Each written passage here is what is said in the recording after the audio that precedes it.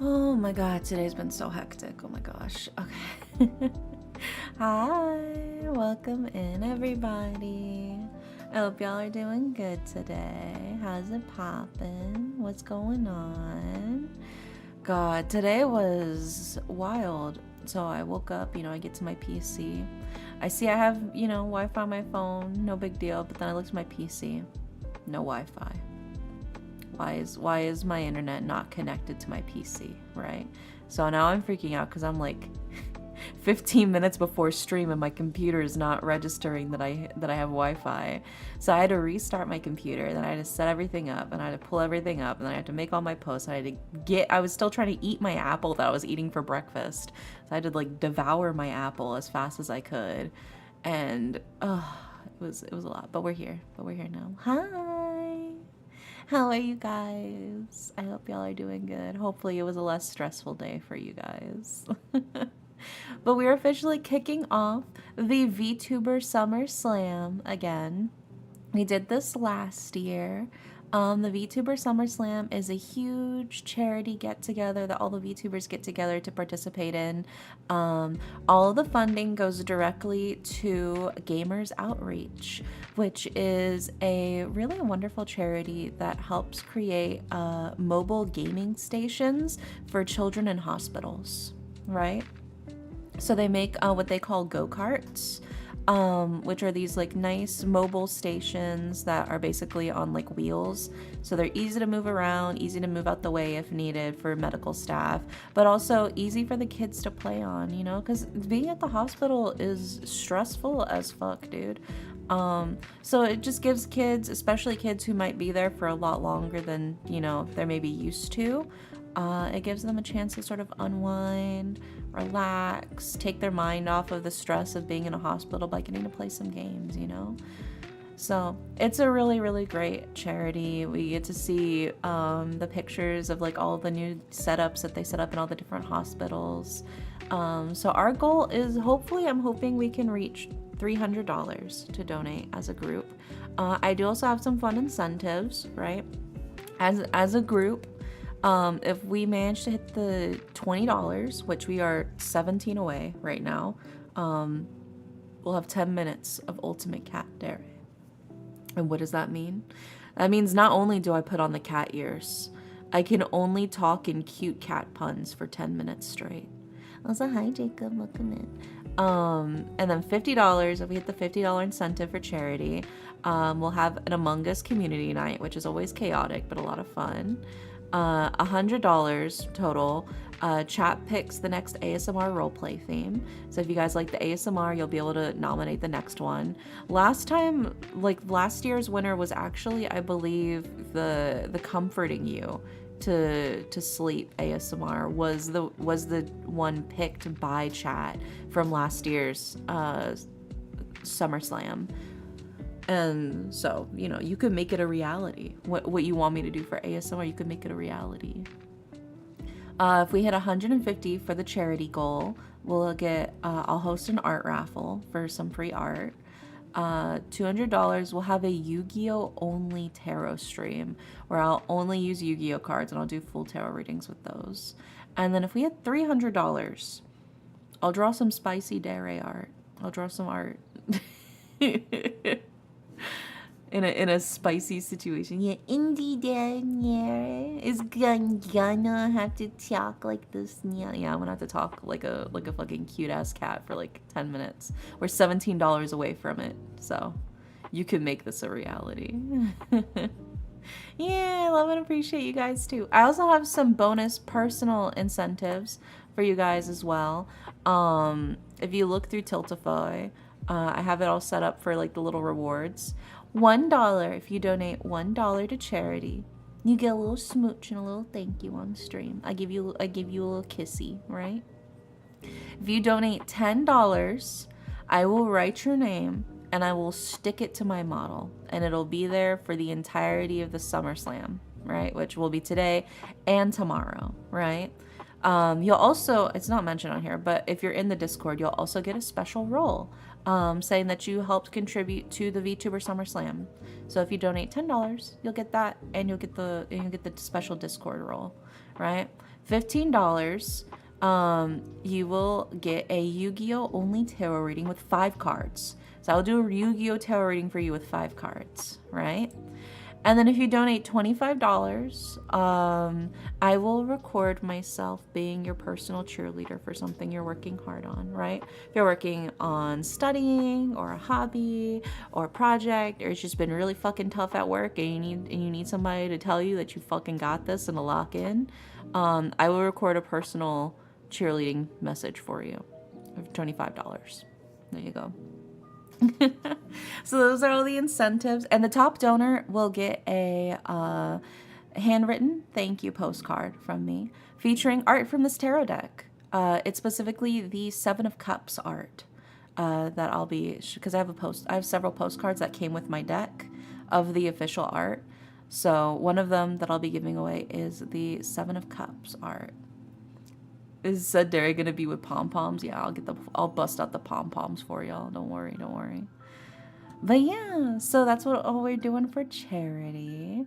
So yeah, I got the link pinned on both YouTube and I got it pinned in Twitch as well.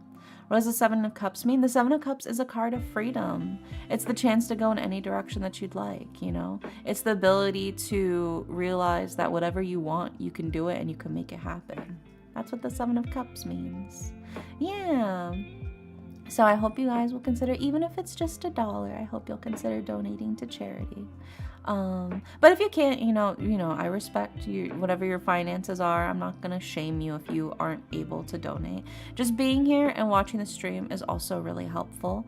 Spreading the word about the charity is also really helpful. Those are free things you can do to help support, even if you can't monetarily support the charity. It's okay, okay?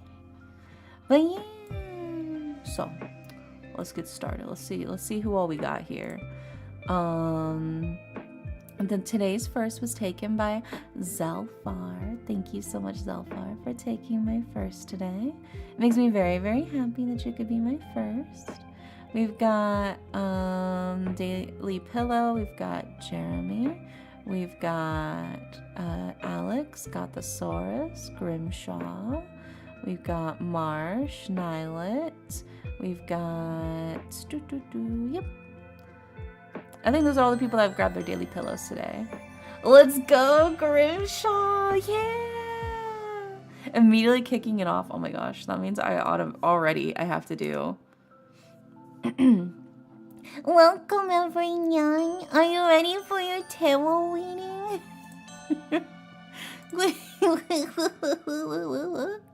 Wait, did you do it twice? No, you just did it once. I wonder why I did it twice. That's weird.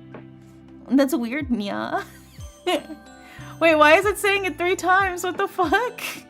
This didn't happen last time. This didn't happen last time, Nya. Why is it doing it 3 times? I'm so confused, Nya.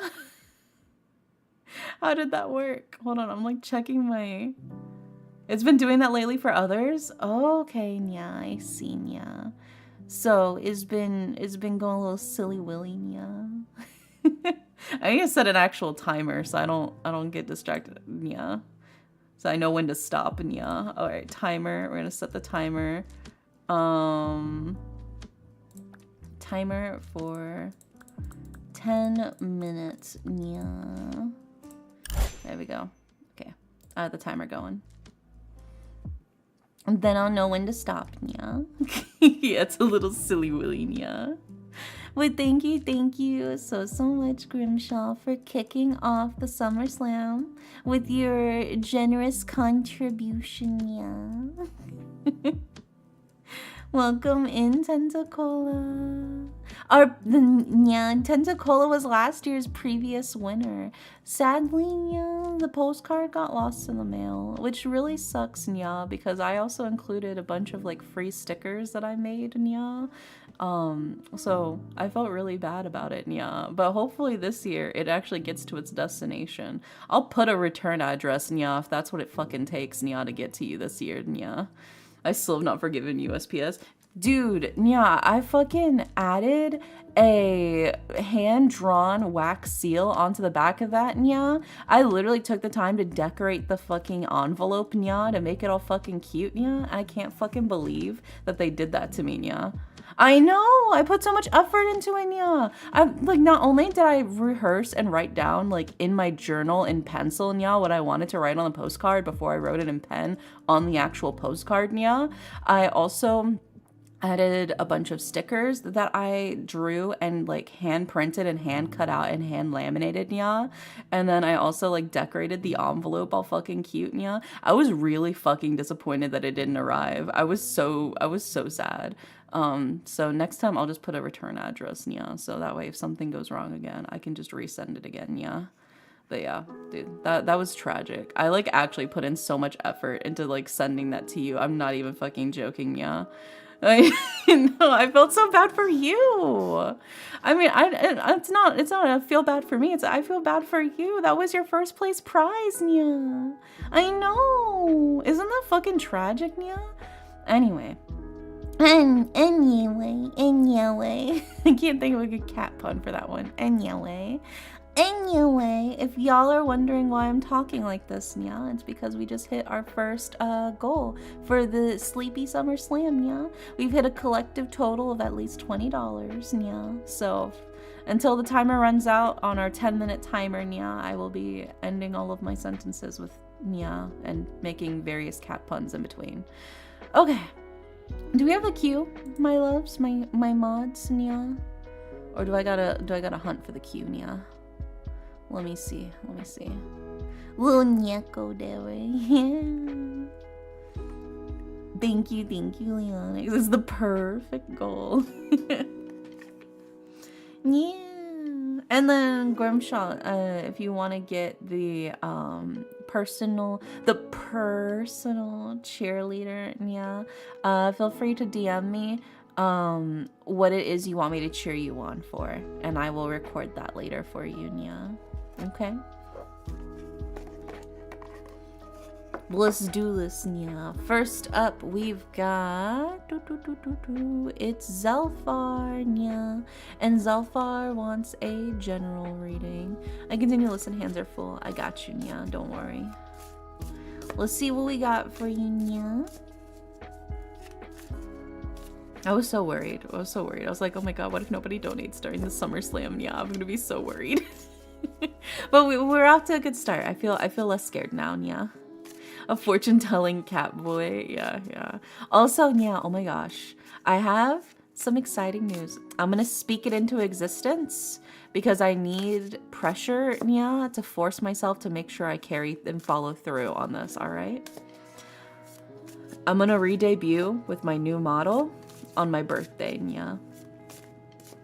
And you, of course, all of you know when my birthday is, right, Nya?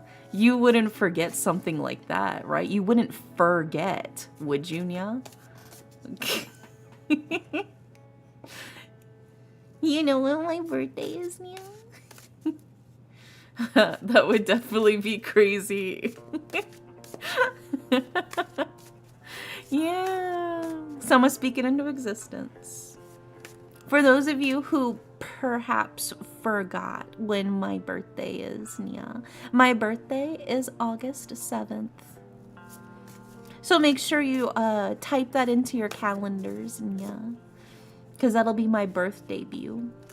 My first ever debut, actually, as a VTuber. When I first started streaming, even with this model, I never actually had a proper debut, yeah. I just started streaming. Yeah.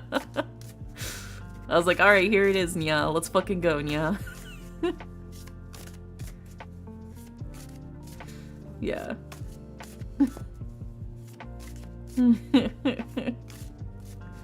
I'll tattoo it so I don't forget, Nya. Yeah.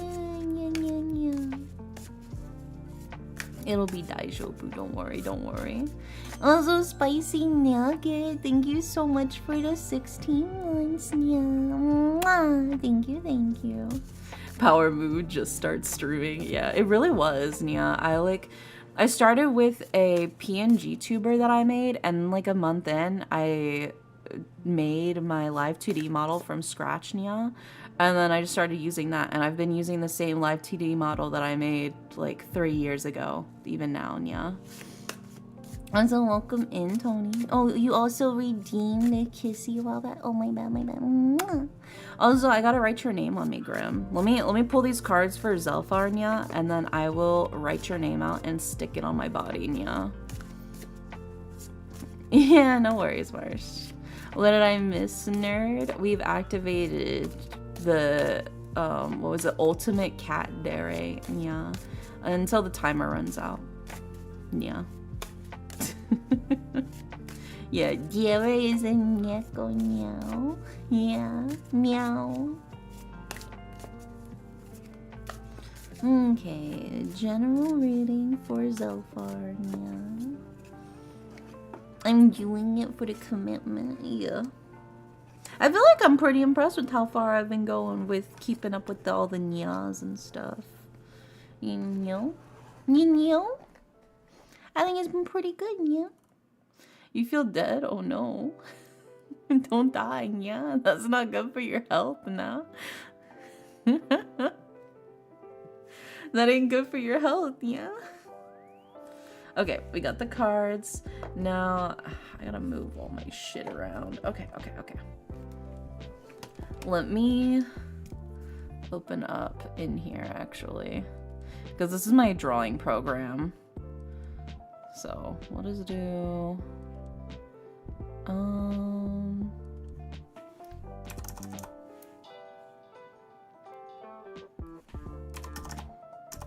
There we go. Okay. And then, so the name is Grimshaw. I gotta make sure I spell it with all the letters properly. I'm gonna pull it up. Yeah. Okay. And then I'll get my calligraphy back. Oh, that's way too big, yeah. That's what she said. Okay. Grimshaw.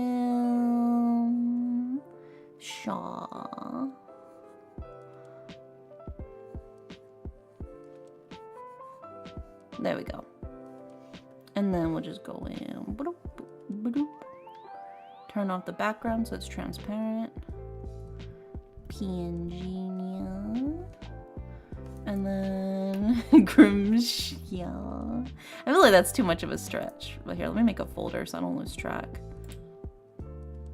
I know, you know what? I don't even make a folder. I'm just gonna dump it in the actual thing, yeah. Where is it? Wait, no. Wrong program files. Yeah.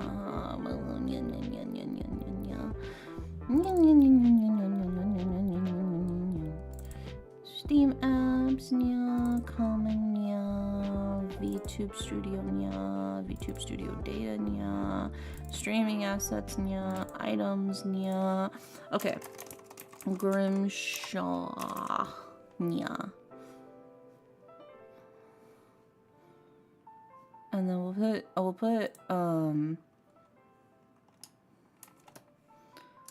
we'll put an Anya at the beginning, so I'll be able to find it first in the list of items. There we go, yeah. And then when I go to VTube Studio, yeah, and I go to my items, where items? There we go. Select, yeah. There it is. And we'll stick you on my forehead to kick things off. There you go. There you go. You're gonna stay there, Nia, for the whole rest of the fundraiser, Nia. So even more incentive, Nia, for y'all to donate. You can have your name written on me, Nia. There you go. There you go. Okay. Perfect. Yeah. And now you guys get to see my handwriting. It's not often I get to bust out my handwriting, yeah. So it's a good opportunity. Oh my goodness. Let's go, Nordy. Yeah. Let's go. I wonder if it's gonna do it again, yeah. I think I still have yours written in here somewhere, Nordy. Let me see. It's gonna say it 3 times, Nia, for some reason, but it's just 1, yeah. Let me see if I still have your name in here, actually. From last year, Nia. Let me see, Nia. Meow, meow, meow, meow, meow, meow, meow. Meow, meow, meow, meow, meow, meow, meow. Let's see. Yeah, I do. I do still have your name built into here. There we go. Ah, I made myself smaller by accident. I was trying to shrink your name. I'll put stop shrinking. There we go. I'll stick you right there. Yeah. Now you're on my ponytail. Yeah, we've been doing good. Thank you so much, Nordy. Thank you for donating, yeah. And we already hit, oh my gosh, we already hit $53, yeah. That means we already hit our next incentive, which is going to be Among Us community night. Oh my god, dude, speaking of Among Us, dude, so you guys know how much I love Spirit City Lo-Fi sessions, yeah, right? I have like almost 4,000 hours into Spirit City Lo-Fi sessions, Nia. And they recently, like, and by recently I mean like literally this fucking morning, came out with an update where they collabed with Among Us. There is an Among Us collab in Spirit City Lo-Fi sessions, Nya. You can get your own little Among Us spirit, Nya. And there's also like a space background. It's very cute and cozy. But I think that's so fucking funny, Nya. But yeah, we already hit our second goal. Yay, $53. And then our next incentive is at $100. So we're 47 away, yeah. From chat picking the next ASMR roleplay theme. So there you go. Okay, now let me put these cards up on the screen for Zelfar.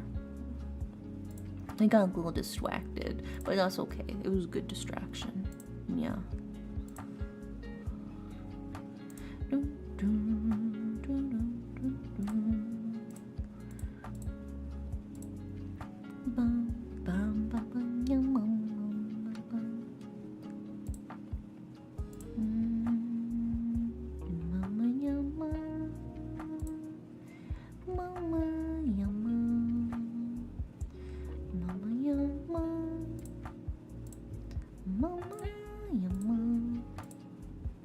And then next up we've got the 9 of Swords. It's rough out here in these streets, yeah, or so it seems.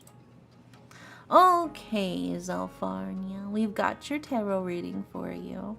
So for your general reading, yeah, in order of left to right, we have the Ace of Cups, we've got the reverse 9 of Coins, and we have the 9 of Swords, yeah.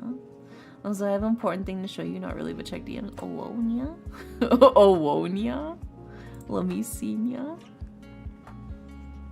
Oh my god, a Kibby, he wants the banky, give it to him. Give him the banky, yeah. Is that supposed to be me? Also, oh my gosh, Nugget, thank you so much for the 1,000 biddies. Thank you. And hell yeah, that means everybody gets a Yu-Gi-Oh card with their reading today, yeah. How much fucking longer do I have on this timer, yeah? How much longer?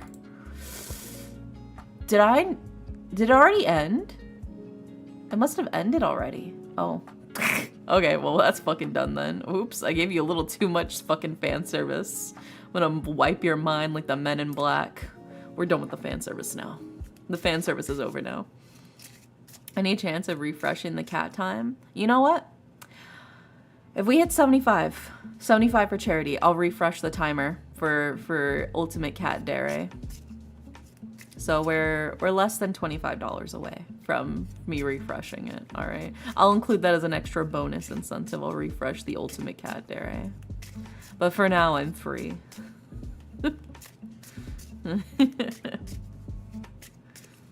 Yeah, we're 22 away, I believe, from 75.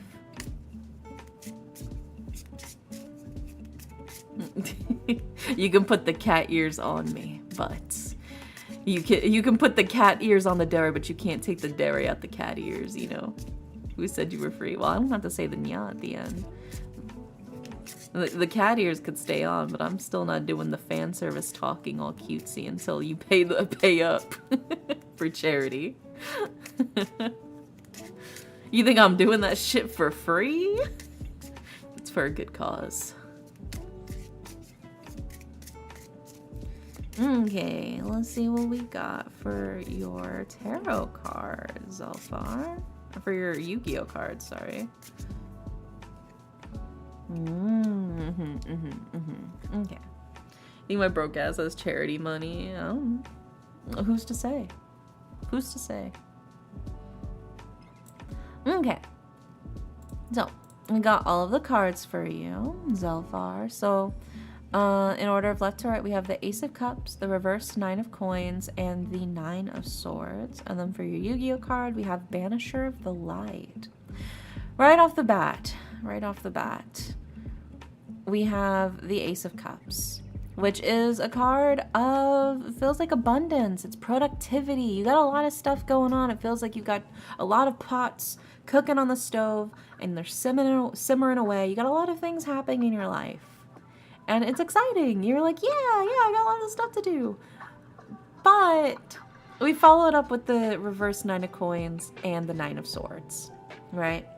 Reverse Nine of Coins is a card of you're stretching yourself too thin, right?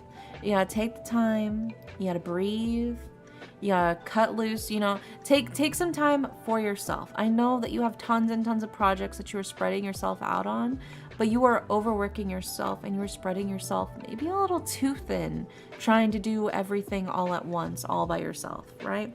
Take a breather, take some you time, do a little bit of self-care, just unwind, relax. That's what the Nine of Coins in reverse is all about. Is just take that breather, that much needed break. And then that's even further emphasized by the Nine of Swords. The Nine of Swords is a card of rest and of healing, right? Things may have been difficult, you know, because it feels like maybe you're feeling sick, you're feeling pain, you're feeling a very heavy burden. But you can see the poppy flower here. This is a chance for you to rest, for you to unwind, for you to relax and to heal, right? It's a healing sleep. So I think a much needed break is definitely in store for you. I feel like you're pushing yourself a little too hard, trying to do too many things at once. Feels like the cards really are just telling you to rest, to breathe and rest, right? Do something for yourself. And then that brings us to your tarot card, which is Banisher, or not tarot, your Yu-Gi-Oh card. Your Yu-Gi-Oh card is Banisher of the Light. Any card sent to the graveyard is banished instead. I think there's something also kind of nagging at you that's telling that you kind of feel like, should I drop this? Should I keep putting myself into putting more and more of myself and more of my energy into this thing? And it feels like you're kind of like waffling between, I kind of just want to give up on this and scrap this and do something else, versus but I've already spent so much time and effort on it, maybe I should just keep tinkering with it and maybe it'll turn into something I actually like. Banisher of the Light says, nah, dude, just fucking drop it. Just drop it. If it's not sparking joy for you, it's just draining your energy, right?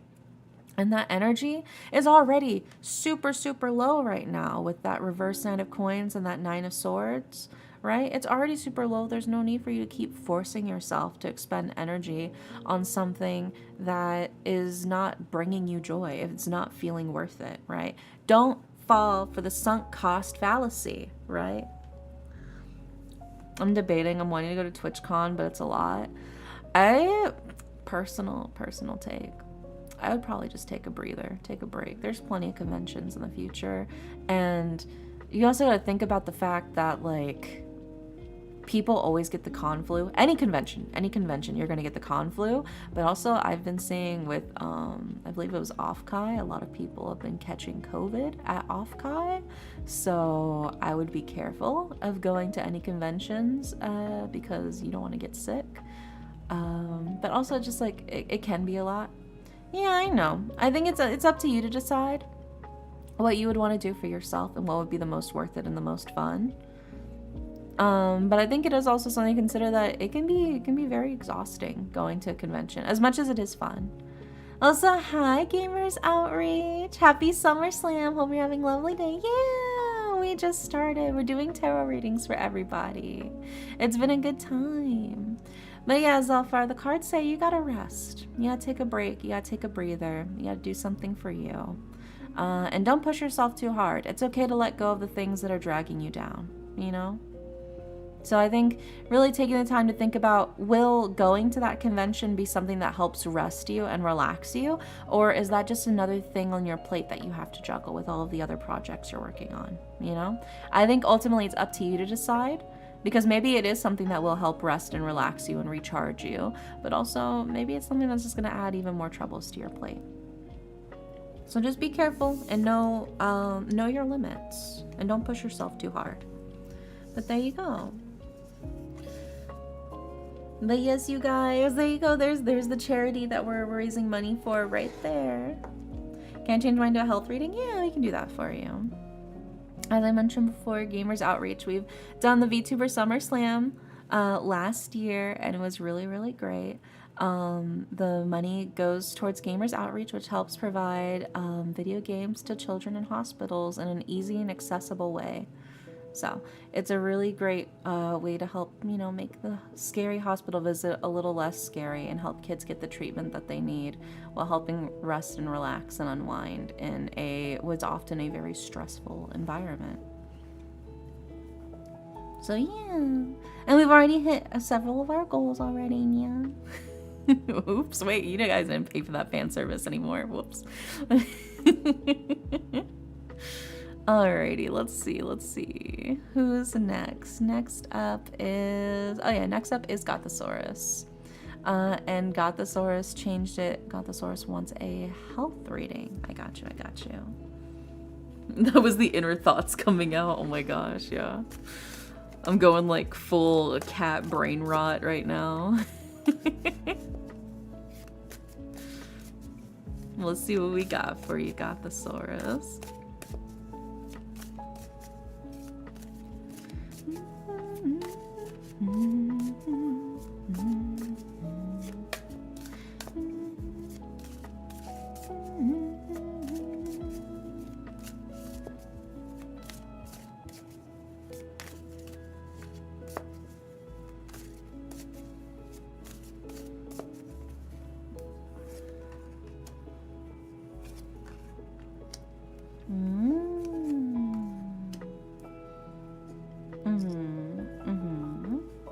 Okay, and now let's grab your Yu-Gi-Oh card for your reading.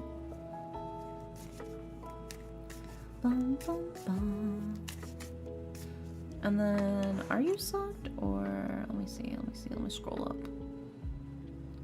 You are subbed. Okay, so I'll get you a Oracle card as well. Bum, bum, bum, bum, bum, bum, bum, bum.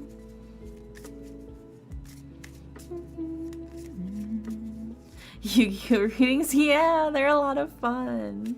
I think it's a lot of fun to interpret Yu-Gi-Oh cards as if they are tarot cards. I think it adds a whole new element. And one of my incentives for the Gamers Outreach charity thing, if you donate $15, you can get a full Yu-Gi-Oh card tarot reading, which means I will pull 5 Yu-Gi-Oh cards as if they're tarot cards, and I will do a full reading with just Yu-Gi-Oh cards for you. So that's a special incentive just for the charity stream. Oh, that's an interesting Yu-Gi-Oh card to get for this reading. Say what now? Yeah, it's a special edition, limited edition type of tarot reading just for the charity event. Because I know how much you love the Yu-Gi-Oh readings, Nugget. Why you do this to me? Well, you already paid for it, Nugget, so you'll still get your full spread reading. But that's for, you know, other people if they want to help support a good cause while also getting a fun, full Yu-Gi-Oh spread for themselves.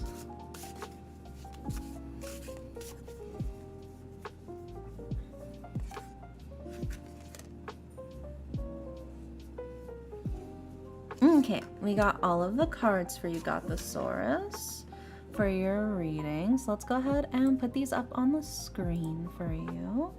Starting with, ooh.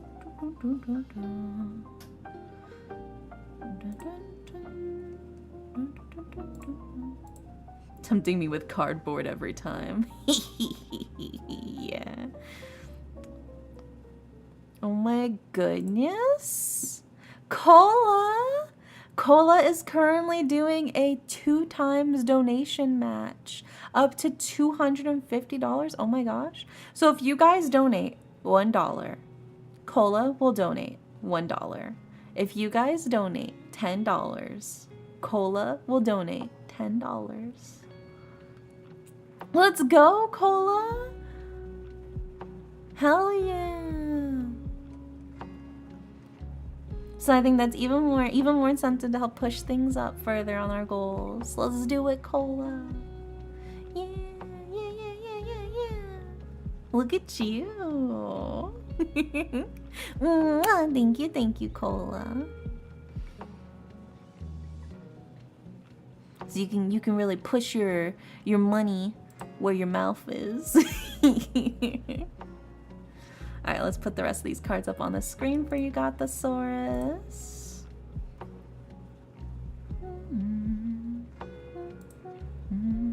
And Cola was last year's winner too for our donation. Cola was the #1 donor. So Cola out here looking to say I'm gonna get my fucking postcard this year. God damn it, if that's the last thing I do. I believe in you, Cola. You can do it. Alright, and then we've got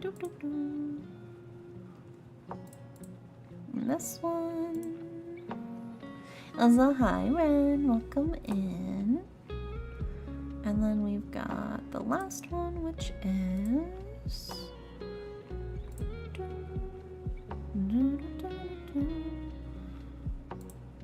there we go. What if we go over 300? Then I will make new incentives. I'll make some more incentives for you guys. I'll find more things to bribe you with for charity. I just really like the cause. It is a good cause. It is a really, really great cause. I full-heartedly agree. I would not be participating in this charity event for 2 years in a row now if I did not genuinely think it was a really great cause to support, you know? Especially because I have little siblings, and I know that it would be really scary for them if they had to go into the hospital for long periods of time. It can be very nerve-wracking to have to go to the hospital, especially if you have to stay at the hospital for like, even just like multiple days. Oh my gosh, I'm looking to learn a lot today. Maybe I can get a little lucky dare spell. Yeah, I got you. Where's my spell book? Alright, let me open to my luck spell. Here it is. Summoning the stars to guide from above. Lead with light and let Lady Luck shine. Reweave the threads of destiny. Ultima Fortuna. There you go. I hope you get lots of good luck today, Ren. But if not, no refunds or returns. So, yeah, Gamers Outreach is an amazing charity. So I really hope that our contributions can help make a difference and help, you know, kids get the chance to relax and unwind with the video games that we also love so much, you know? I hope those kids get to play all the fucking Fortnite. As they so rightfully deserve. Kids deserve to just have fun, man.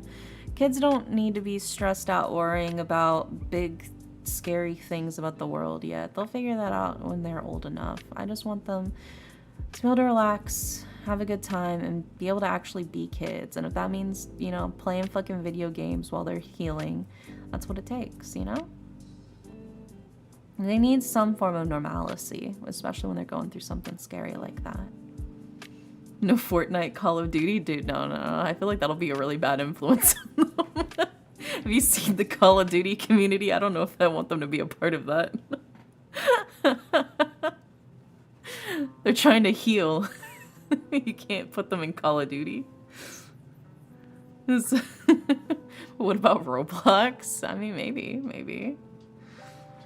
Yeah, maybe if we raise enough money, they'll throw in a couple of Robux things for them too.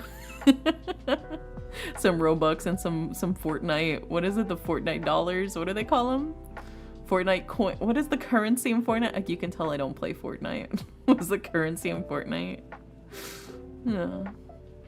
Okay, so we got all of the cards for you. Got thesaurus for your health reading. So in order of left to right, we have the, yeah, it was V-Bucks. That's what it was. Oh my gosh, you guys are so smart. So we've got the Devil. We have the reverse 10 of coins, and we have the reverse Knight of coins. Then for your Oracle card, we have Rosemary. And for your Yu-Gi-Oh card, we have Despair from the Dark. Which, this is right off the bat a very interesting reading, because we start off with the Devil, who is very flirty, very playful, but also very indulgent, right? It feels like maybe you're indulging in some things that maybe you know aren't as good for your health. Maybe it started off as a, well, let me just treat myself, you know. Let me just do a little something that normally you haven't done, but it might be nice. It's fine to treat yourself in moderation, right? But the Devil's a slippery slope, right? Once you start sliding a little bit further and further in, it feels very much like there is the possibility of overindulgence and things that are not good for you or healthy for you, right? You can see the plant here is Deadly Nightshade. It's belladonna, which small amounts was used to make women's eyes look all big and huge, but obviously you take too much nightshade, you're gonna, so would not recommend. Everything in moderation, even the fun, nice, yummy, delicious things, right? Everything in moderation. It feels like the Devil's a little bit of a warning card here. It's like, hey, just you know, it's fine if you wanna do something nice for yourself, treat yourself a little bit, but be careful that you don't fall out of a slope that makes it a lot more difficult for you to pick yourself back up, right? Especially in matters concerning health, right? But it feels like you're slipping into maybe some previous bad habits here. We follow it up with the reverse 10 of coins. And the reverse 10 of coins is a card of, sometimes you got to see the bigger picture, right? It feels like you're very caught up in the details right now. And sometimes you just got to take a step back and look at the overall bigger picture, right? What is it that you're fighting for? What is it that you're looking to, right? Because things can feel really overwhelming when you're looking at things really, really up close. It's like, oh my God, I have this and this and this and this and this and this that I all have to focus on. I all have to worry about. I have to do this and this too. So this is a card of like, hey, take a breath, take a step back. What is the main goal you're fighting for? And focus on that as your light to keep you sort of anchored to your goal, right? That way you don't get washed away with all of the, oh God, I have to do this and this and this and this for my health, right? What is the main goal? Lock in on that, right? And then it also brings us to your last tarot card, which is the reverse Knight of Coins, right?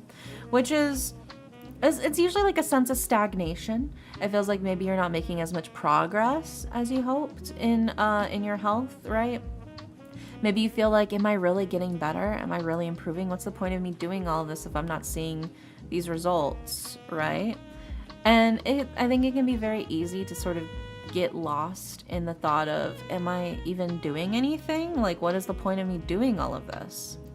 But in a way, not making as much physical, visible progress is in itself a form of progress, right? Because it means you're not falling backwards. It means you're not going the other way, right? So even when it feels like you're kind of stuck in the same place and it feels like you're not making as much right now, as much progress as you may want to, it doesn't necessarily mean that you're not making any progress. It just means that maybe it's not quite visible to you because you're not looking at the full bigger picture, right?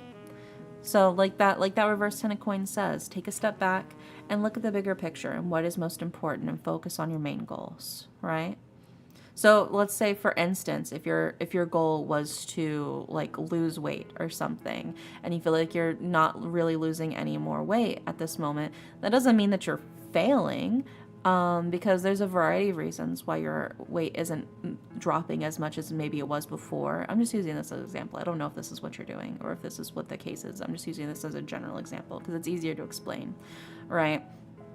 So whenever you lose weight, usually you'll start by dropping quite a few pounds initially, and then you'll kind of stagnate, and you won't really lose that much weight as you're working out, because in lieu of the fat you're losing, you're usually building up muscle, which is actually more dense than fat, which means you're technically gaining weight as you're losing weight, but in a healthy way, right?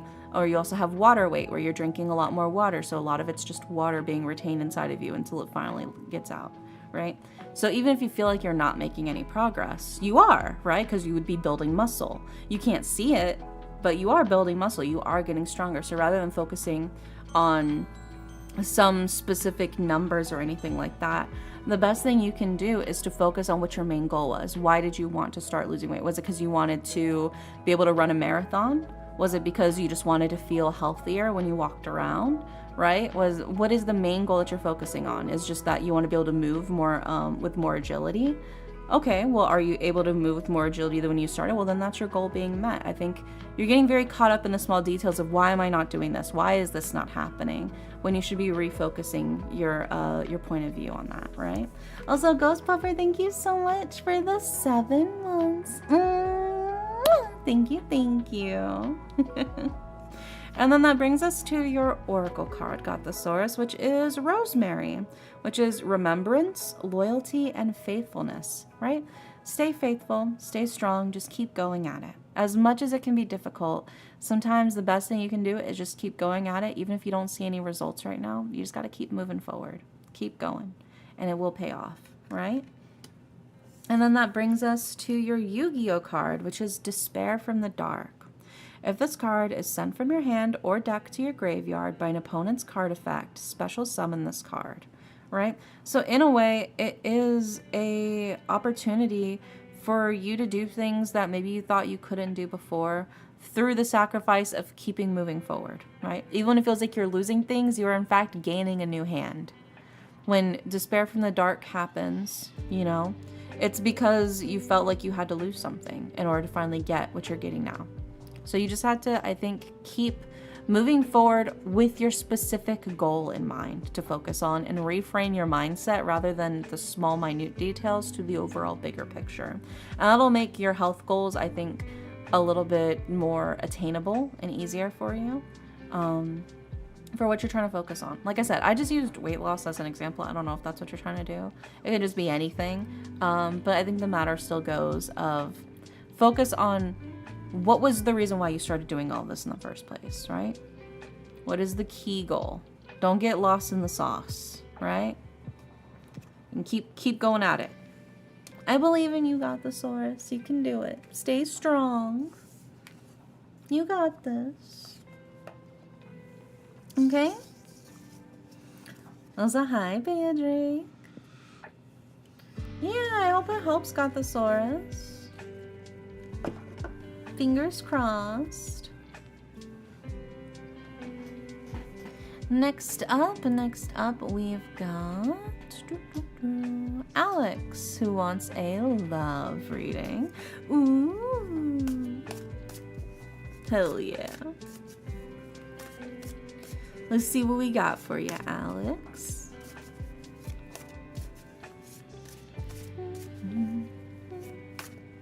Might fall asleep before you get to me, no issue. Okay, I got you. Hopefully we'll get to you in time.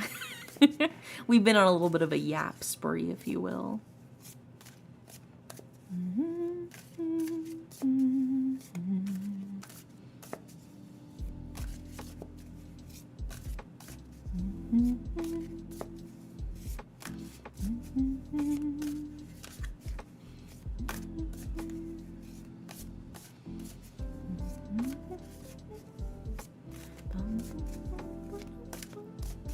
dispel the dark and walk to the light, for you shall feel Valhalla's might. Soul Supernova. Oh my gosh. That's crazy. Is that legal? Is that street legal? I was thinking about a little chant for it. Oh my goodness. Well, let's see what we got for your love reading. Let's see if you've dispelled the dark in your love life.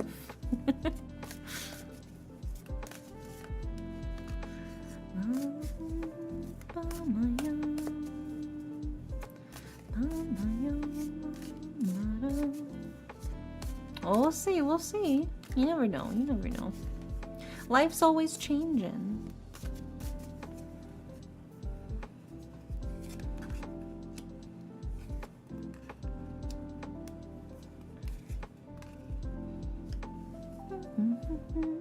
And then let's grab your Yu-Gi-Oh card.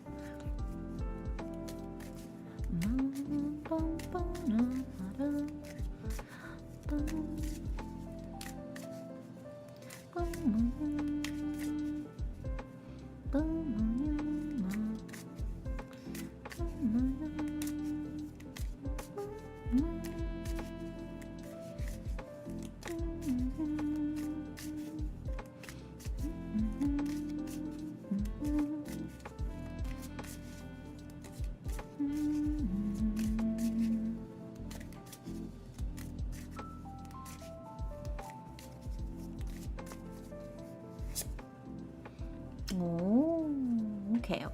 We got all of the cards for you, Alex.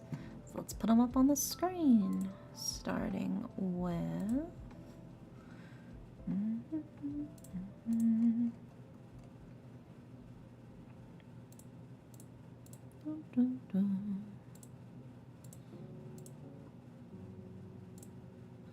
There we go. And then the last card is...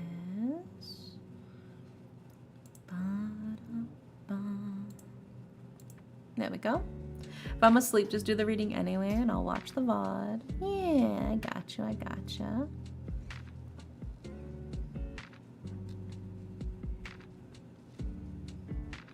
Okay, so we got all of the cards for you, Alex, for your love reading.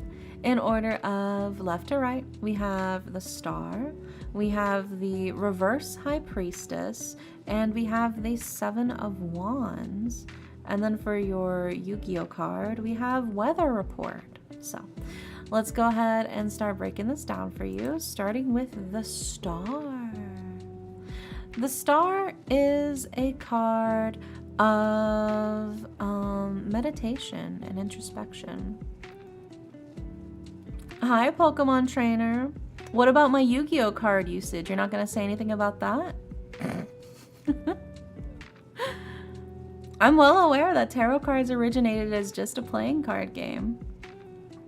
So did a Ouija board, but I'm still not fucking with that shit. Like, you know, the Ouija board was initially designed as just a simple game by Hasbro Game Company. But I'm still not pretending to summon any demons with it either.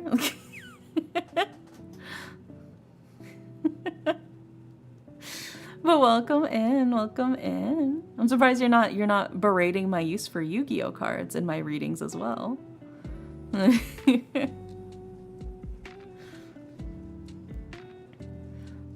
Yeah, so we start with the Star. The Star is a card of quiet introspection, meditation, but also spiritual growth. I think this is a good chance for you to really, it feels like you're kind of coming through a breakthrough in this sense with your love life.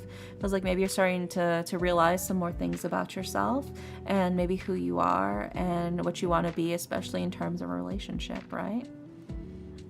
We also followed up with the Reverse High Priestess, which is a card of, in its weird sense, it feels like maybe you're realizing that maybe you're kind of a little bit shy. You know, maybe you didn't want to admit it, but you are a little bit shy. Maybe you have a hard time actually truly coming out of your shell. Maybe you've realized you've kind of put on this facade around other people to give the appearance of confidence, and maybe now that you're starting to come to realize Maybe you feel like it's okay to put yourself out there a little more, even if it is a little scary, you know? The reverse high priestess is like, I'm doing my best. I'm gonna put myself out there. It's scary to be vulnerable, but I'm gonna do my best, right? And then we followed up with the Seven of Wands. And the Seven of Wands is a card of struggle or conflict is brewing. But the Seven of Wands also tells you that you have the strength to get through it. So to me, this feels like there will be, I think, some sort of test of whether or not you can manage to be open and vulnerable and true to yourself when it comes to finding a partner or somebody that you can be open with, that you can be closer to. And it's going to be a matter of if you can actually handle, at the end of the day, taking that chance and that risk to be open and vulnerable. And I think if you do, there is a chance you'll be rewarded. It can be scary. It can be scary. It can feel like fight or flight as to whether or not you can really show somebody who you are. Because, oh God, what they reject you, you know, that's scary and that hurts. But the Seven of Wands is a card of reassurance telling you like, hey, things seem scary on the outside, but it's never going to be anything more than you can handle, right? And then that brings us to your Yu-Gi-Oh card. Oh no, you got ads? Oh, oops. Well, rip. It'd be like that sometimes. But we'll get to your Yu-Gi-Oh card then after the ad break. It gives me a chance to drink some water anyways. Hydrate. Your mom named you after a spirit she talked to with the Ouija board. Couldn't be me. My mom named me after an actress and a singer. Couldn't be me.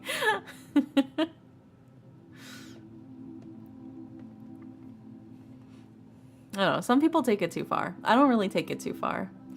I don't necessarily think I'm talking to ghosts or whatever when I'm doing tarot card readings. I think of it more as it's a chance for a personal introspection. The cards give you a chance to stop and reflect on what's kind of already going through your mind for you to make the connections that I wouldn't be able to know. It's just giving you a jumping off point for sorting out your own thoughts. I don't necessarily think it's magic or anything like that. That's my personal take on tarot. Of course, other people have different views, but that's why, I mean, I'm not taking it super seriously. That's why I got Yu-Gi-Oh cards that I treat the same way as well, because it's just another way for you to pull out some more symbolism for introspection. That's all it is. Ads are done. Welcome back from the ad break. So for your Yu-Gi-Oh card, Alex, for your love reading, we have Weather Report. And Weather Report says, flip, destroy all opponents face-up Sword of Revealing Light on the field. If Sword of Revealing Light is destroyed, you can perform your next battle phase twice this turn for your next turn, if activated during your opponent's turn, right? So this is definitely a chance for you to, I think, take the step forward, right? You gotta wait to see what your opponent does before you take your action. But I think that's going to set you up for what you really want to make happen, right? And your opponent this being, you know, the opportunity for love, I think, in this instance. When somebody comes up to you, it's up to you to decide what your next move is going to be, right? They're setting up the stage. They're setting up their field of play. But now it's also time for you to set up your field of play and what you're going to do for yourself, right?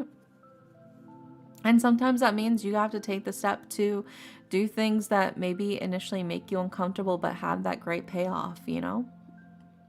To know that you can be vulnerable and open and honest with who you are to somebody, I think is a blessing and shows how strong a relationship can be, right? Because if they can't handle you at your you, they don't deserve you, right? I think that is the key thing here is you got to be open. You gotta be open. And it can be scary because that means that you could be hurt. But, you know, I believe in you. Take that step forward. You got this.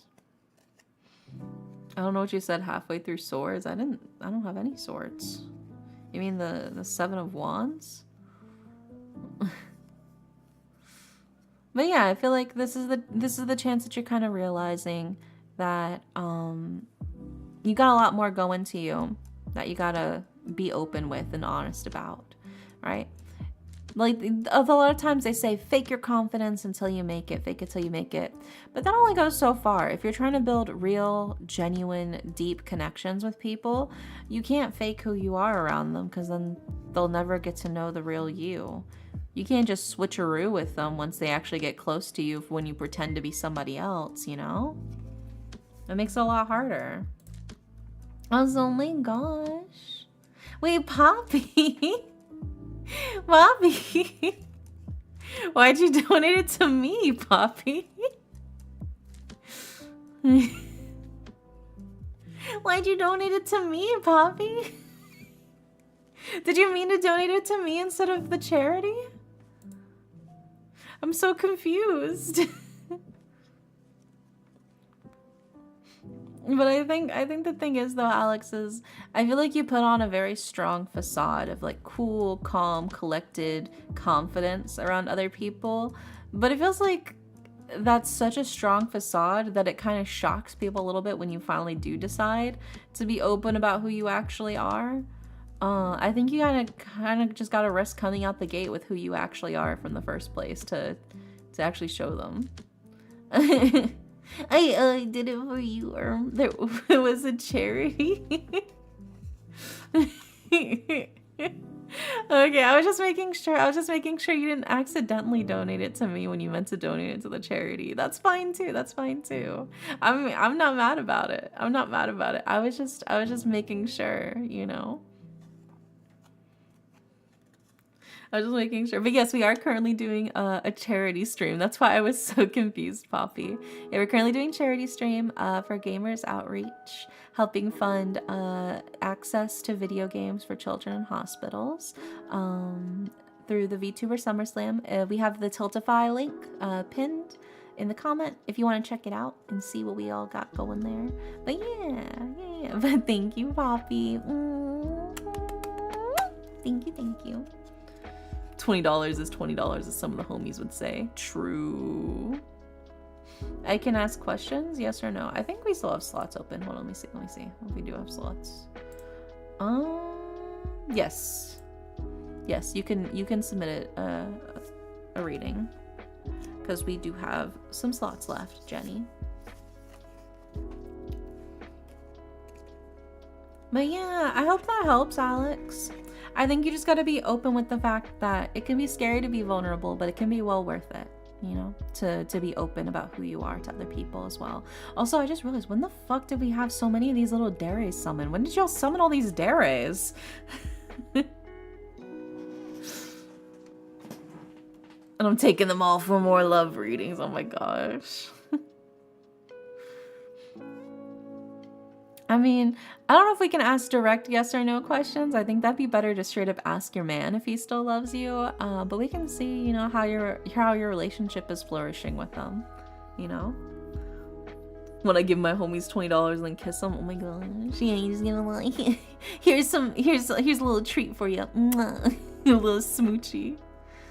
The secret is to be your goober self right in front of the goober. Yeah, dude. You want to know how I bagged my partner, dude? I read the Clussy dialogue. I read a horny clown dialogue and I sent it through fucking Discord messages to them, and that wooed them. That's how I bagged my partner. I pretended to be a horny clown and it worked. Can I ask the cards if it would still love me as a worm? They said yes. They said they would love you as a worm, and they'd get a jar and they'd put some sticks and leaves in there for you so you'd have a good time. That's what the card said. Clussy is powerful. Yeah, that was how I flirted with them.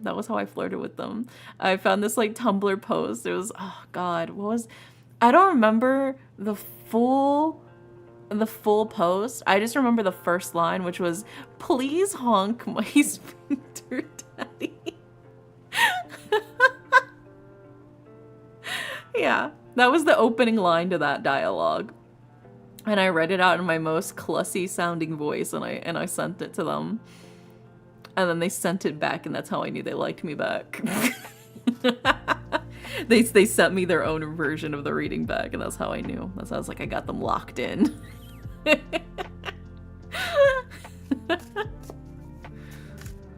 Secured. So, you know, just gotta do your thing. Also, oh my god, why did my model freeze up? It broke. There we go. There we go. Okay, we're back. We're back. Yeah, good night so far. Sweet dreams. Your game is crazy, yeah. Honed from years and years of experience. Yeah, I gotta lock down to a science. Mutual kissing posting is very romantic. It's true. Why do you think they went after the clown whenever we played Monster Prom? Monster Con, dude. That's because I know. I was on sync with them. I was on level. Finding someone who loves your silly goober behavior is such a different experience than someone who just tolerates it. Yeah, dude. It's so sweet. I'll wake up to a bunch of cat videos that they send me and just like little kibbies because they know how much I love all the kitty cats. So I'll wake up and I'll have like 20 messages from them and it's all just like links to cat videos. Just like kittens being sprawled out with their bellies and their mouths. Is the best good morning text. It's just me scrolling through a mini feed of cute kittens. It's fantastic. So that's why there's so many cat videos. I don't even post like a quarter of the cat videos that I find or see. I only post a select few in the actual Discord. I found their repost, yeah. Yeah, I love all the kibbies. They spark joy. They send me so many through TikTok too, but then I don't ever open TikTok. So then they'll screen share them opening their own TikTok and going through our message history where they sent me everything and just play through all the videos for me. So I'm still watching them. That way I don't have to open TikTok to watch the TikToks they send me. Yeah, even the big silly kibbies, yeah. I love cats, dude. They're so fucking cute. They're so cute. They spark joy. Who's reading what we're doing? We're doing... Oh, next up is Marsh. Okay. Is Marsh here? I think Marsh is here. God forbid any of you watch any of the shoes. I mean, look, I just forget to open TikTok, like, all the time. I have it on my phone and I just don't use it. You know what I do watch a lot of? I watch a lot of YouTube shorts, dude. I just watch a lot of YouTube shorts. I don't really get caught up in TikTok. I think because sometimes TikTok can be really fucking toxic or whatever. And it kind of stresses me out a little bit, so I just avoid TikTok, I think. But and then everything that I'm gonna need to see. You use YouTube short. Why are you looking at me like that? I get some pretty silly willy videos on YouTube shorts. Except for when they occasionally tries to like throw me some like right-wing shit. I'm like, what are you doing? Trying to send me down a pipeline. Skip. But I mean every one of those does that. TikTok comments are evil, funny but evil. YouTube has learned that I like cooking, animals, crafting, and D&D/TTRPG. Yeah, it knows that I like crafts and cooking and fashion and makeup and VTubers. Me with the food YouTube shorts. I know, dude. I send you whenever I find like a really good looking video recipe, Core. I literally think of you. And I'm like, I should send this to Core. I'll see like really fancy like sandwiches. I'm like, I should send this to Core. If this heals me as much as it heals me, I'm sure it'll heal you too. Welcome back, Marsh. Also, we got the sleep protection spell. All right, let me grab my spell book. Let's see what we got here. Power bestowed upon me by the darkness of the realm. I enact my contract with you in exchange for your magic. Absorb the darkness that in my target and leave no trace. So their dreams may be as gentle as the night stars. Nightmare Devourer! There you go. I hope you have sweet, sweet dreams. But if not, no refunds or returns. Yeah, I do like watching some of the home improvement DIY kind of stuff. I think it's just because I grew up on it as well too. I gotta send them to you too. I keep forgetting to send because I just get so hungry. I know, dude. I see like some really good food videos and then my tummy will start rumbling. I'll be like, damn it, okay, time to eat. Also, hi Luxuria. Welcome in, Raiders. How are you? How was your stream? Oh my gosh, you were playing Deltarune? Oh my gosh. Yeah. I need to play chapters 3 and 4 of Deltarune. I played chapters 1 and 2 like a year ago. But I'm waiting to play chapters 3 and 4 with my partner because we played them together. Yeah. Oh my gosh. Okay. So you're not ahead of me. Yeah. Chapter 2 is so good as well. But yeah, I'm hyped. I definitely want to play chapters 3 and 4. Yeah, Jenny, you're in the queue, Jenny. We're just going in order. So we'll get to you soon, but we haven't gotten to you yet, Jenny. But you're not forgotten. You are in line. But welcome in. What were you, did you have a good time with? I was about to ask, what were you doing? And I was like, I just told you. I know what you're doing. You're playing Deltarune. Did you have a good time with Deltarune? Have you been enjoying the story? I love the little fellas. They got such fella-shaped fellas in Deltarune. Who's your favorite character so far?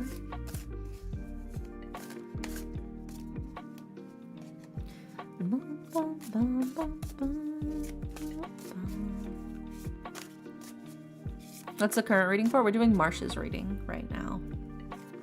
You were doing a reading for Marsh. For love. Oh, love.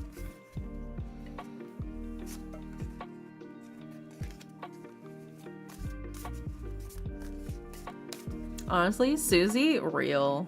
Who doesn't love a chalk-eating queen?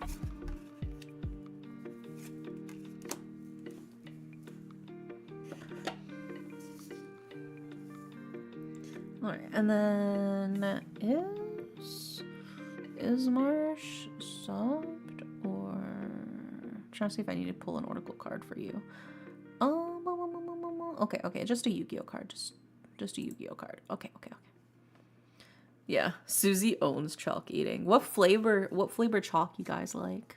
I think I like the classic vanilla flavor, but sometimes I like the strawberry flavor. But I mean, you can't really go wrong with the classic vanilla flavor though.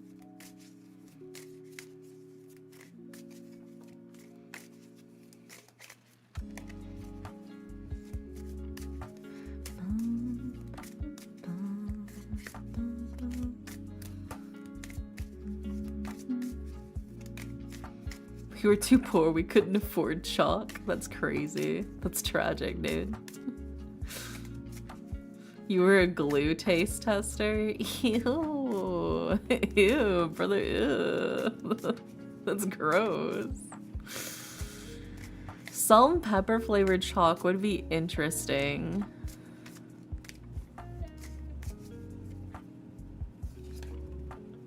Oh my goodness. No way.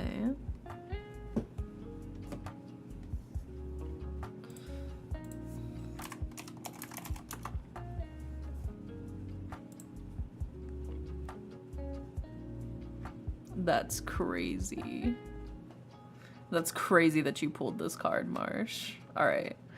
Also, hi, Vivi. Welcome in. Alright, so let's pull up all the cards for you on the screen. Starting with... We're actually... Plopping... Whoops. There we go. We'll get rid of the doubles in a second. I just gotta put these up.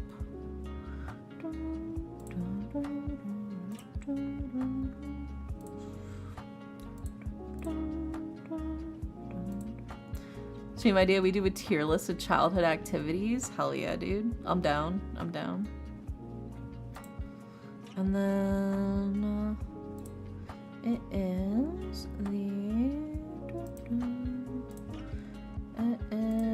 this one. There we go. Okay. We got all of the cards for you, Marsh, for your love reading. So in order of left to right, we have the Seven of Wands, we have the reverse Two of Wands, and we have the Queen of Wands. So all three of these are wand cards. And then for your Yu-Gi-Oh card, Marsh. You got Exodia, the Forbidden One. Yeah. So let's go ahead and start breaking this down for you. Starting with the Seven of Wands, right? The Seven of Wands is a card of struggle or conflict, but it is a card that also reassures you that whatever life throws at you, you'll be able to handle, right? It's not going to be too much for you to handle. And I think that's sort of the key thing here is you have the strength to endure, right? So even when life's throwing you lots of lemons, you already got the lemonade making machine out back and you're ready for it, all right? And follow that up as well with the reverse Two of Wands.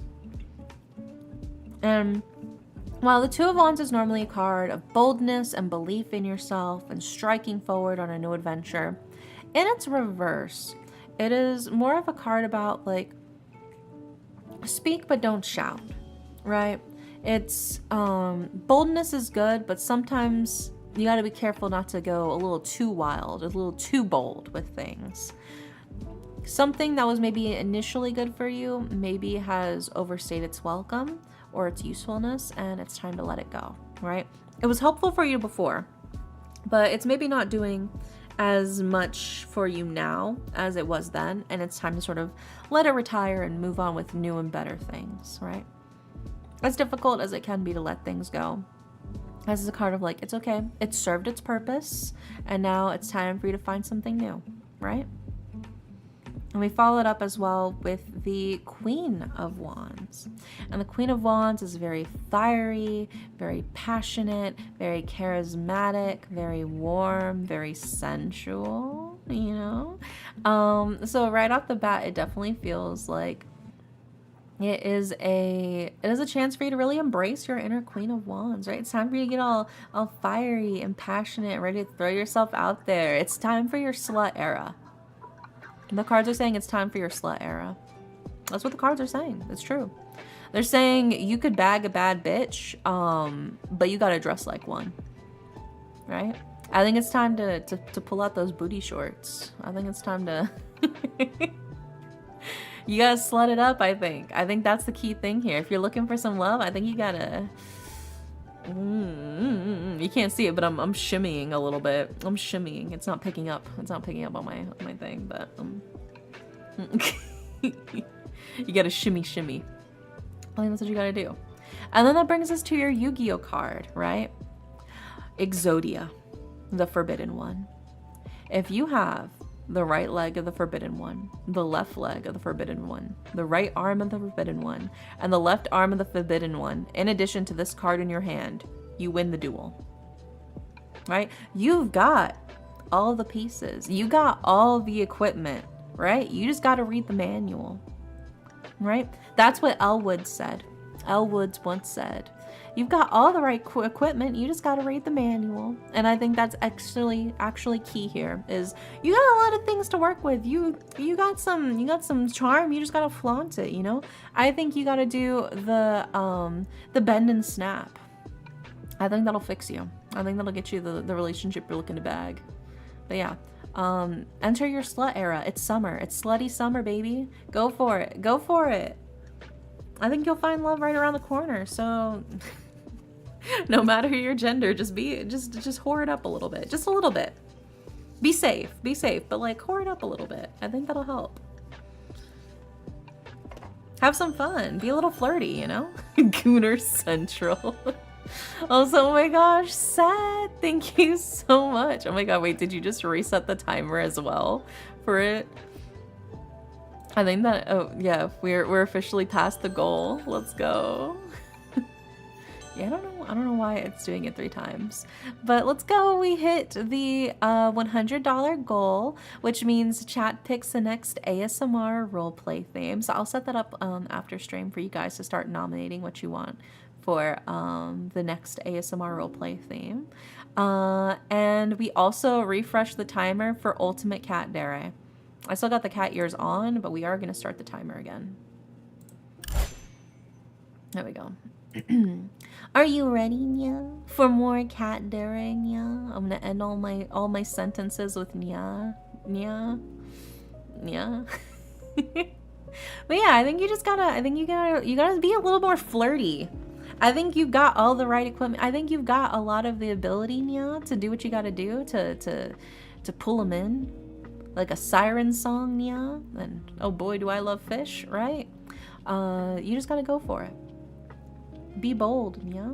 I'll put on my cottontail to shame with my swag. Yeah, let's go. You got this. Oh no. Welcome back, Nya. Welcome back. And also thank you, Seth, for the donation to charity, Nya. For those of you who have paid for the personal cheerleader one, Nya, just tell me what you'd like me to record me cheering you on for, Nya, and I will record that later. Okay? Okay? Thank you, Nya, for all of your support. And we still have the 2-time donation match in progress, Nya, thanks to Tentacola, Nya. I see the 2 times on your, yeah. Yes, that is exactly what it is, Nya. So Cola is matching donations right now, all the way up to $250 total, Nya. So if you donate, let's say $10, then Cola will automatically donate an additional $10, Nya, which means the total donation will actually be $20, Nya. All the way up until Cola hits $250 donated, Nya. So it's a really, really great cause, Nya. And your money will go even further, Nya, because of the 2-time donation match currently in progress, Nya. Which means we will hit our goals even faster, Nya. So, yeah. Thank you, Cola. And thank you to all of you who have donated so far, Nya. We'll spin my spurs if it ain't Derry and crew, Nya. Welcome in. Meowdy, if you will. Meowdy. Welcome in, J-Bomb. Go evening. How are you, Nya? How's it going? How much are we in our dono? We are currently at $105 total so far, Nya. $105 has been reached, which means we hit the ASMR roleplay theme for you guys to pick and decide, Nya, for next month. You were having entirely too much fun with that. No. This is just for charity, Nya. It's a special incentive I only pull out once a year, Nya. So you just gotta do your best, Nya. And we're refreshing the timer. We do 10 minutes of Cat Dare right now every $75. So that means the next one will be $50 away. So if somebody actually donates $25, Nya, with the total match, the donation match, if somebody donates $25, Nya, that will increase the Cat Dare, Ultimate Cat Dare timer, Nya, by another additional 10 minutes. So something to think about, Nya. All right. But yeah, I hope that helps, Marsh, for your love reading. Yeah. You just gotta slut it up. Slut it up, Nya. Next up in the queue, we've got... Next up, I believe, is Nugget, right? I believe that is. Yes, Nya. It's Nugget's turn. Yeah, be a whore. But a safe one, you know. Use protection. Be safe, use protection, you know, don't do anything I wouldn't do. I mean, you gotta draw the line. You gotta draw the line in the sand somewhere, yeah, you know? Draw the line in the kitty litter. Yeah. Alright, it's Nugget's turn. And Nugget says, cards, talk to me. Let's see what we got for you. We got the full spread for you. Yeah.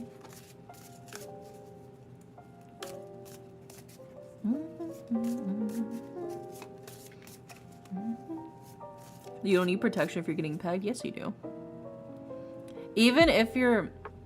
This is an 18 plus stream, so it's fine. It's fine for me to talk about this because everybody in here is over 18 as per my rules, correct?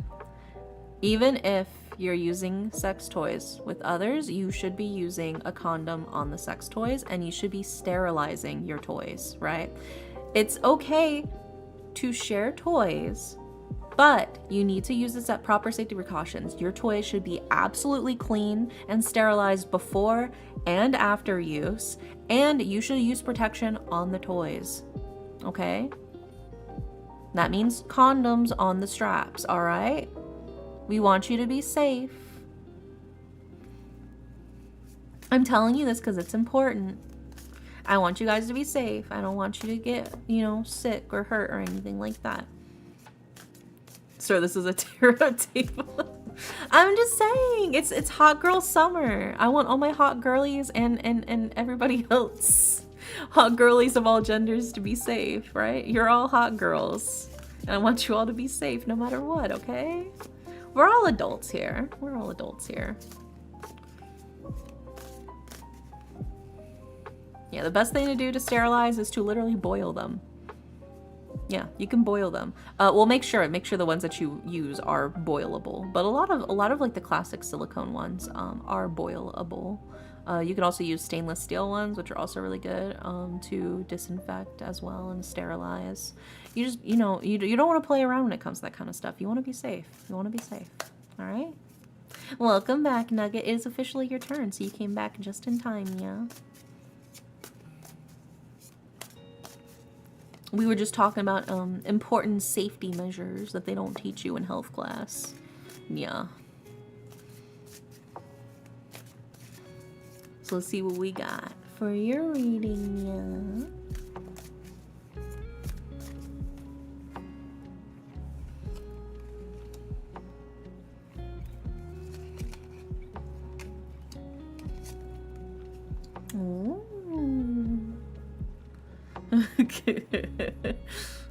It's true, yeah. It's really true. That is a genuine thing. I mean, obviously make sure that it's safe to go into high temperatures, but that is a genuine great way to kill off any potential bacteria or anything like that to clean them. Yeah.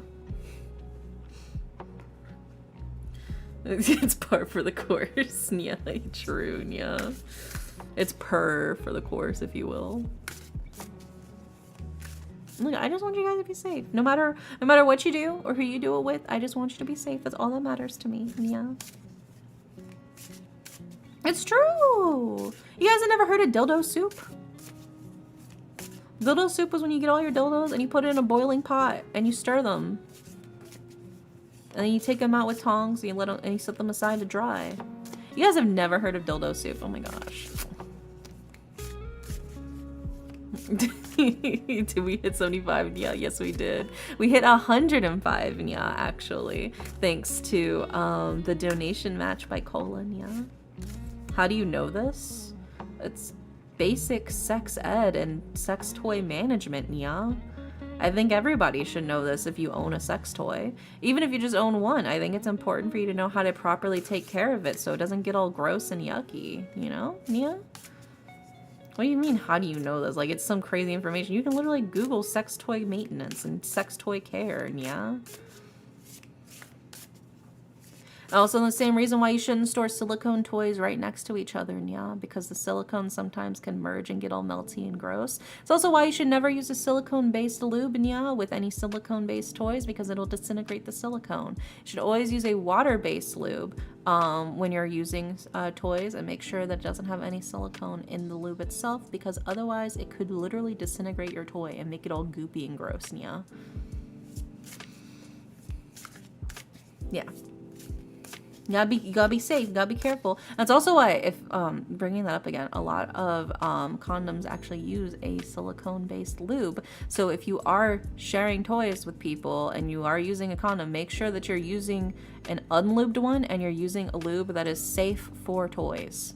Yeah, yeah. Got to keep that nya in there. I'm telling you, this is important knowledge to know, right? I don't want you to get sick. I don't want you to get hurt. It's very important. If something's going inside of you, you need to know how to take care of it properly, nya. It's basic safety. Yeah.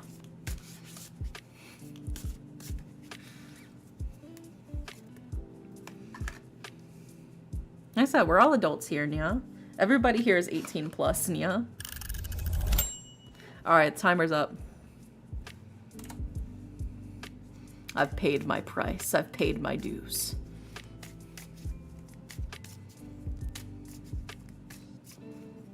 And that was informative, informative cat dare.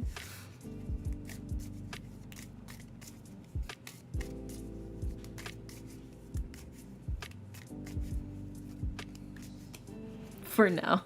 Yeah, for now.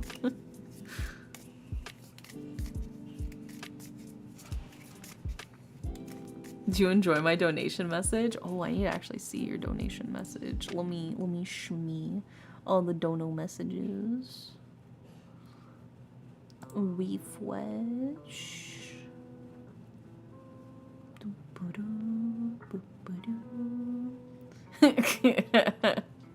we got Grimshaw, who said it's a great charity. We've got Nordy, who said charity, yeah. And we've got Set Starlight, who said, hey bro, nice cock. Thank you. Thank you. I take very good care of my chimkins. They work hard and they provide me lots of delicious eggs. You retired, Nuggy? Yeah, lie down, lie down. We're pulling your Yu-Gi-Oh cards right now.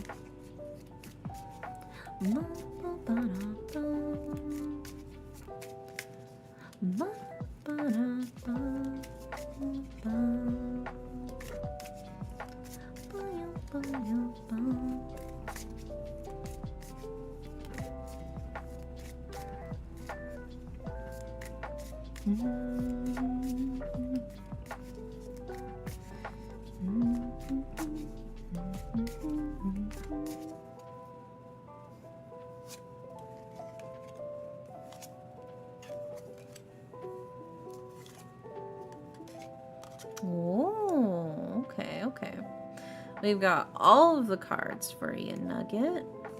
So let's go ahead and put them up on the screen for you. Starting with...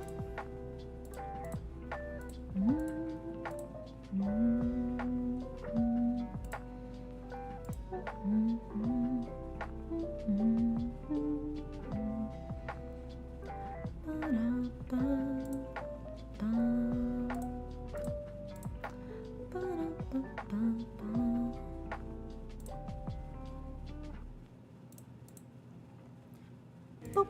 There we go. All right, we got all of the cards for you, Nugget, for your what the cards feel like they need to tell you right now reading, right? So in order of left to right, we have the Fool, we have the Page of Cups, we have the reverse Eight of Swords. Then for your Oracle card, we have Summer. And for your Yu-Gi-Oh card, we have Brain Control, Pot of Greed, and the left arm of the Forbidden One. Also, oh my gosh, I just remembered, I need to put your name on me, Set. Do I have your name already in my thing? I don't remember if you donated last year or not. Let me see.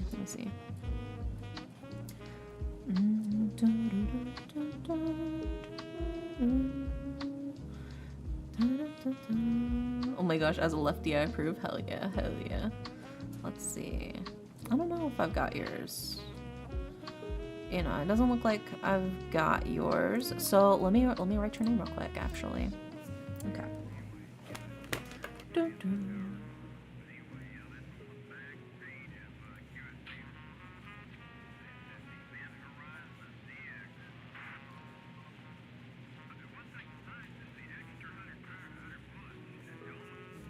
we go.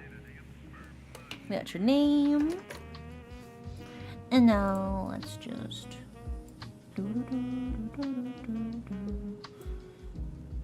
Need to shorten mine to spicy nugget.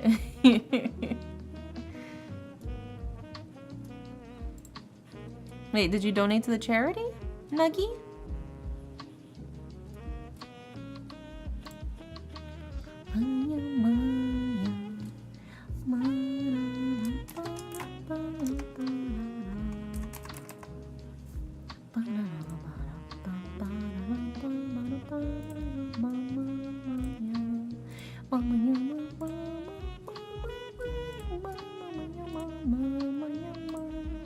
Oh, let's pop this name on me. Boop, boop, boop. He's silly.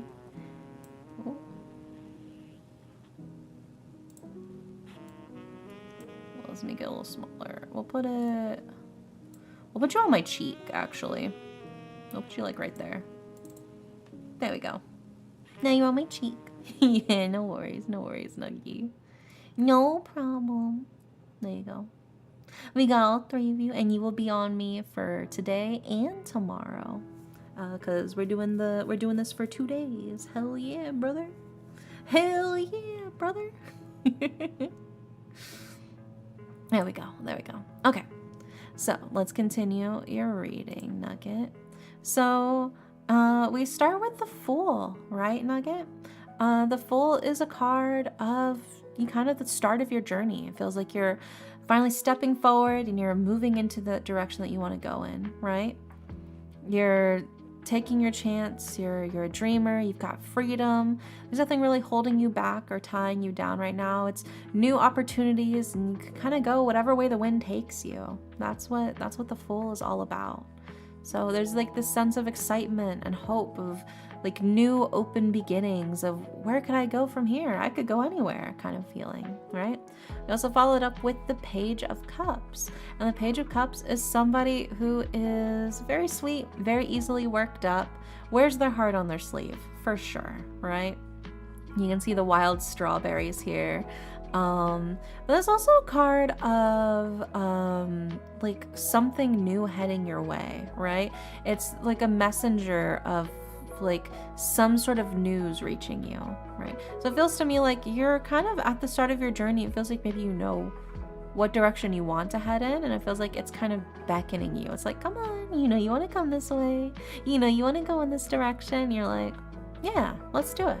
Let's go in that direction, actually. Let's go there. Hell yeah, right? That's what it's all about. We also followed up with the reverse Eight of Swords.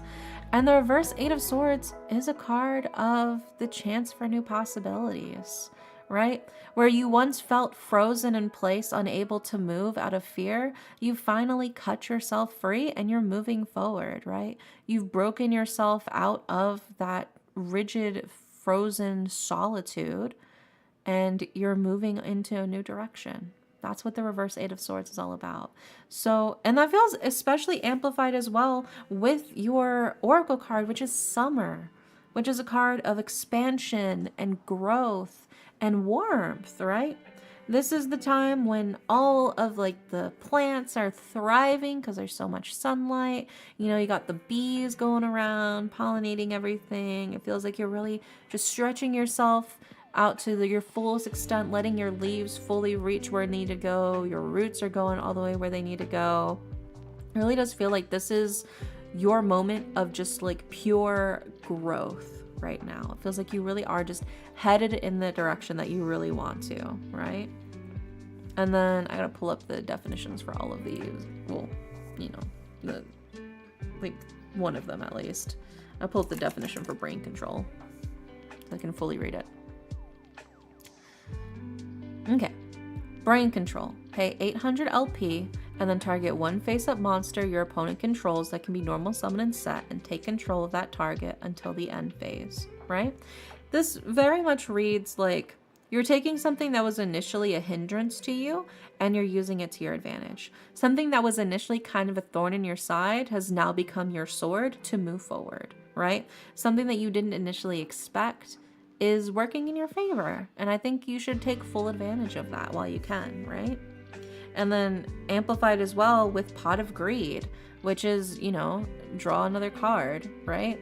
This is your chance for you to take more into your deck, more things you can utilize within your hand, more things you can do for yourself.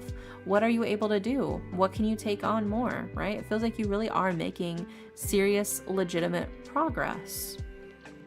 And then that brings us to the left arm of the Forbidden One, right? It feels like you're really building something up. It feels like you're getting closer to your ultimate goals. Overall, this is an insanely positive reading. Maybe right now you feel like you're not quite fully broken out yet, right? Because the left arm's still chained. You're not fully broken out yet, but it does feel like you are on the right track. It does feel like you are making progress. You are moving forward. And it's new beginnings, and it's new possibilities, and it's new steps forward into the exciting unknown, right? So overall, I'd say this is a really, really positive reading. It looks like you're in a really good place for yourself, either physically or mentally or both. It does feel like you are making good, strong progress. So yay! Also, hi Monastera, welcome in. But yeah, I hope that helps, Nugget. You're on the right track, it looks like. Just keep moving forward. You got lots of freedom too, so you can go any direction you please. Hell yeah. How's tarot going? It's going good. We've been doing the readings for everybody. Lots of fun, juicy readings. Next up, we've got... Next up is Core. Core, are you still in here, Core? What is this deck? This deck is, it is called the Botanica Tarot deck. If you do !tarot, it actually links you to the deck if you want to support the original artist for this deck and buy it for yourself. I backed them on Kickstarter a long time ago when this deck was initially being funded. So I got like the high-res scans of all of the cards, which is really neat. But yeah, it's by far one of my favorite decks to use on stream, and it's such a pretty deck. I love it so much. I love all of the flower and plant symbolism it has. It's so gorgeous. I have a ton of botanical tattoos, so it's perfect for me. Yes, it's such a gorgeous deck. It's so, so pretty. Highly recommend it. Yes, it's so nice. It's so nice. And they recently just came out with a version that also includes oracle cards, right? So if you don't own this deck, I would recommend buying the version that also includes the new oracle cards that they have. I just have the OG deck because I didn't want to buy another copy of the deck just to get the oracle cards. But yeah, if you're buying it for yourself, I would recommend buying the full version, including the oracle cards now. Yeah. How do you join the queue? So we have for 5 channel points, the tarot reading redeem. Do we have any slots? Oh, they're currently all taken up at the moment, but we're going through the queue. Some people tend to disappear by the time we get to them. And then towards the end, we usually do raffle off the slots of the people who have disappeared. Yeah. So we'll see if we have any slots. We'll probably still have at least one slot by the time we get to the end. They don't sell the oracles as like a DLC add-on. That's what I asked. I'd like DM'd the artist. I was like, can you please make this as like just the oracle cards as a DLC add-on? And he was like, maybe in the future, but like the publisher kind of said that this was like the best way to do it and it makes it easier because it makes it like a full complete deck. He was like, but maybe if there's enough interest, we'll do it separately in some time in the future, but no guarantee. I was like, okay. The fact he responded to me was very, very nice of him, very sweet of him. So does it change the cards or is it just an art treatment? Well, I mean, the base deck is the same.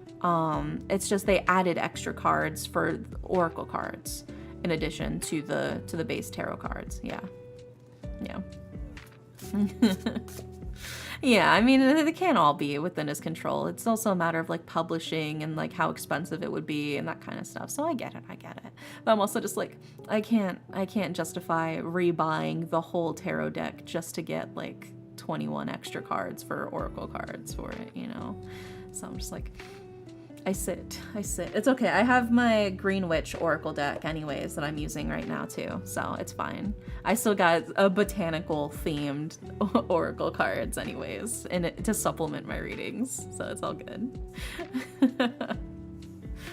Okay, so we're doing Core. Core is here, right? I think I saw Core. Is Core? Yeah, Core said hi. Yeah, okay. And Core wants a love reading. Ooh. So let's see what we got for ya.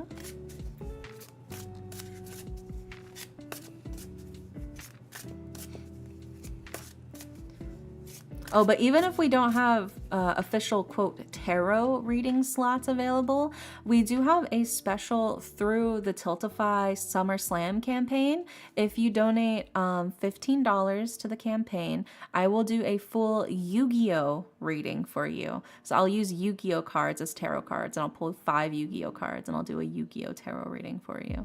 So even if you couldn't snag a spot through my classic tarot readings, if you donate $15 to charity, I will do a Yu-Gi-Oh tarot reading for you. Yeah. So that's also an option if you really want to make sure you guarantee a slot for yourself. And you'll be supporting a good cause.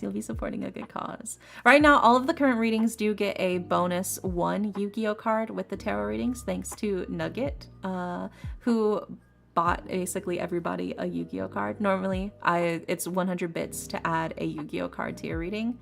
Nugget already paid for that for everybody's reading today. But if you want a full spread, just Yu-Gi-Oh reading for yourself, guaranteed, even if there's no tarot slots, $15 to charity. So there you go. It's your choice. It's in your hands now. And we currently have a 2x donation special thanks to Cola. So all of your donations will currently be matched by Cola when you donate. So if you donate $15, it's technically like you're donating $30. $30 you're going to the cause thanks to Cola matching donos. So thank you, Cola.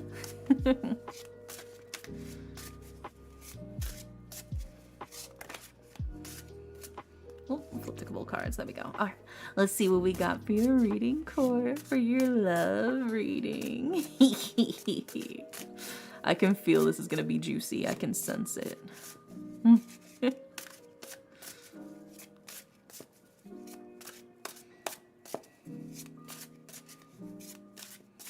right, let's see what we got. Oh.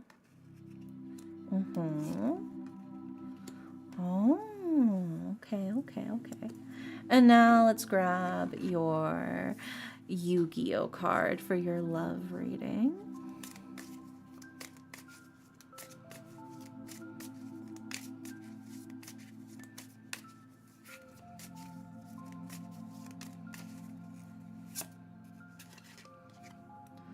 Oh, okay. That's an interesting one. That's an interesting one to get here. Okay, let me put the cards up on the screen and then I'll read them all out to you, okay? So we'll put up the first card, which is...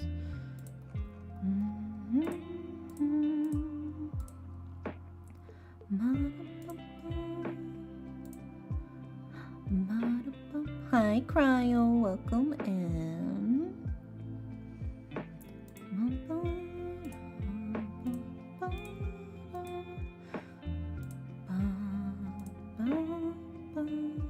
And then we've got the last card, which is...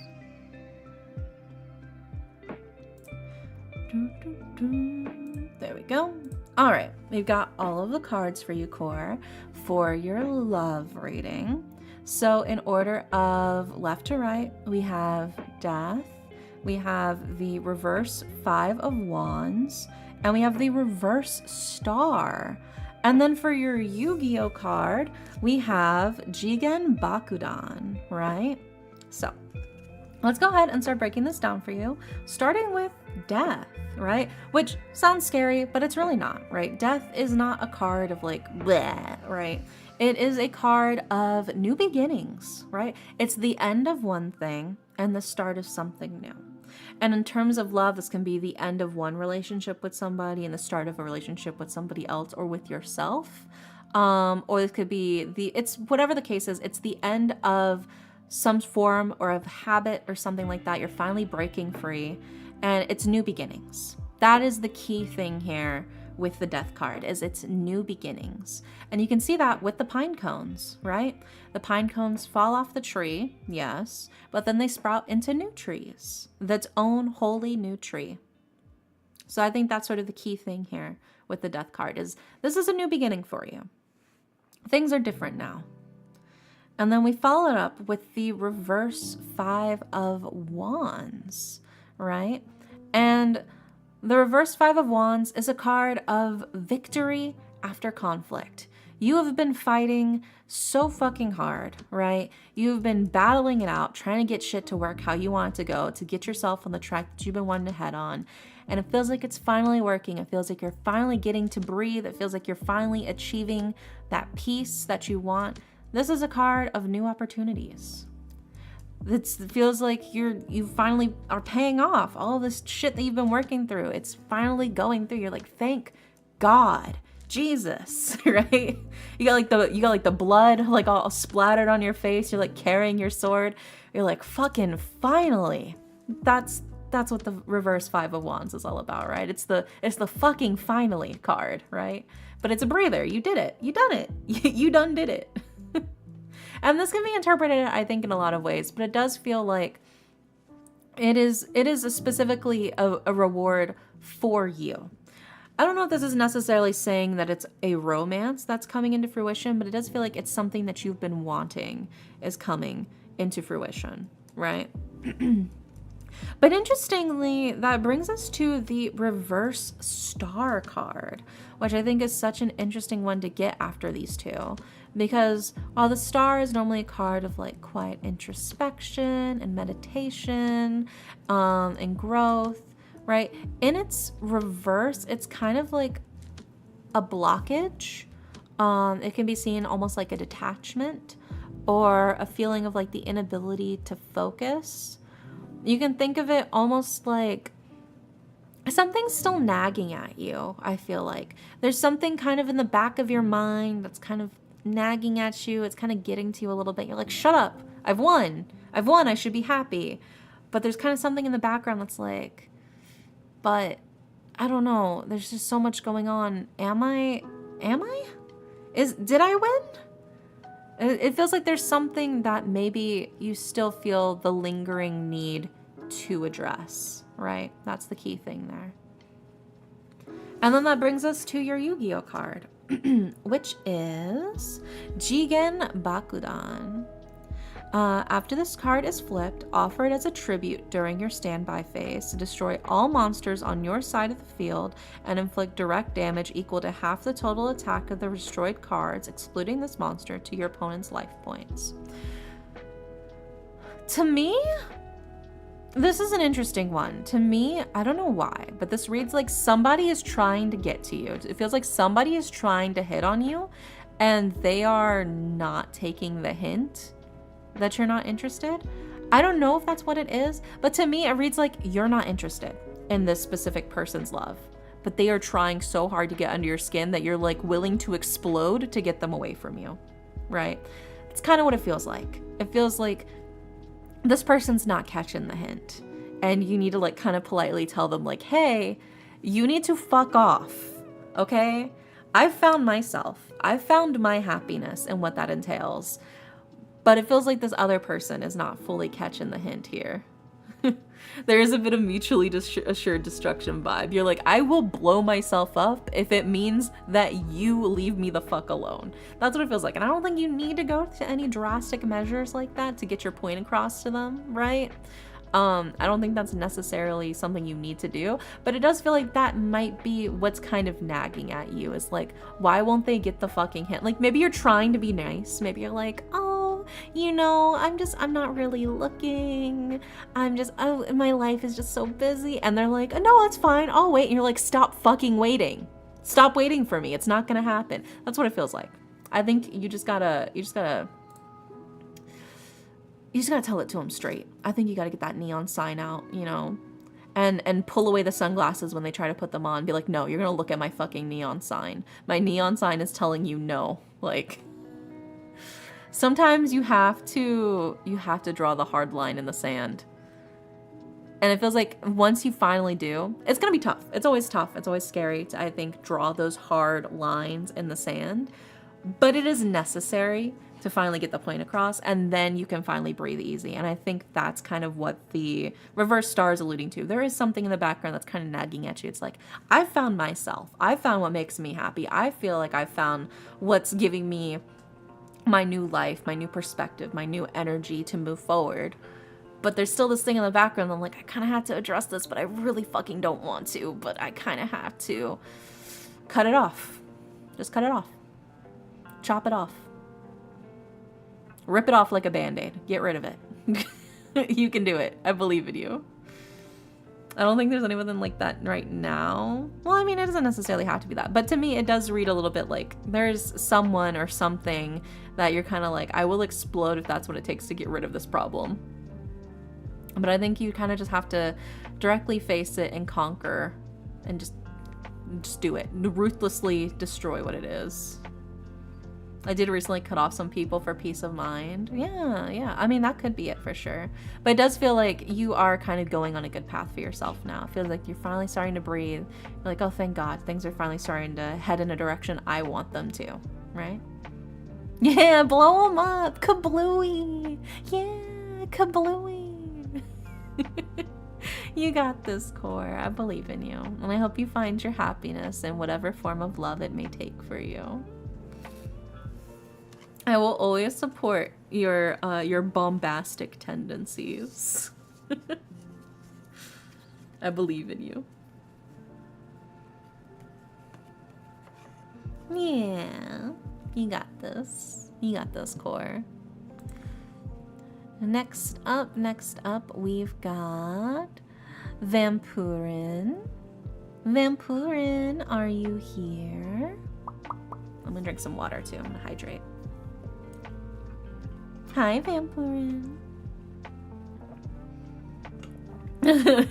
Bombastic tendencies. I'll always support your Clissy. Thank you. Thank you. That means so much to me. Heart hands. Yeah. Alright, let's see what Vampurin wants. A general love reading. Another love reading. Let's go. Alright, let's see what we got for you, Vampurin. Yeah, I love hanging out with you guys too, Jeremy. Thanks for hanging out with me.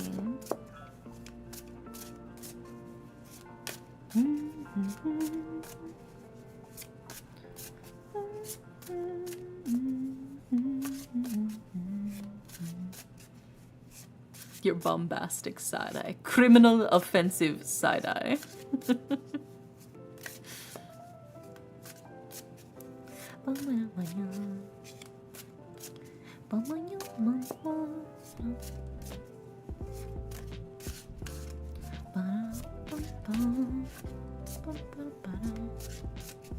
Let's see what we got for you, Vampurin.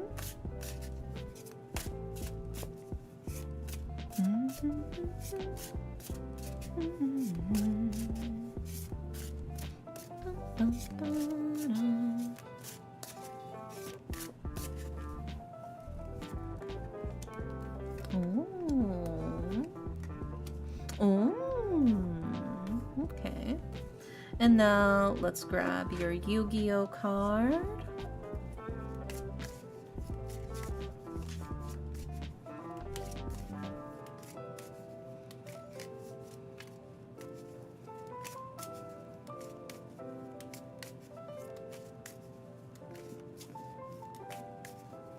This is a very romantic reading. Oh my gosh. Oh my gosh, even your Yu-Gi-Oh card's honestly kind of romantic as hell too. Oh my goodness. Ah, I dropped some cards. Get back in my deck. Okay. Let me put these up on the screen for you. Oh my gosh, Vampurin. Did you snag somebody? Did you manage to find somebody? It kind of feels like lovers rendezvousing underneath the moonlight. It's kind of the vibes I'm getting here. It's very exciting. It's like very like classic like shoujo manga almost feeling vibes. It's very cute. Perhaps.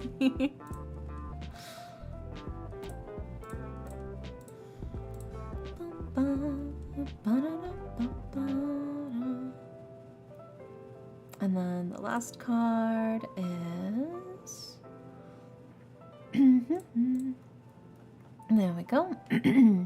Like a little froggy in my throat.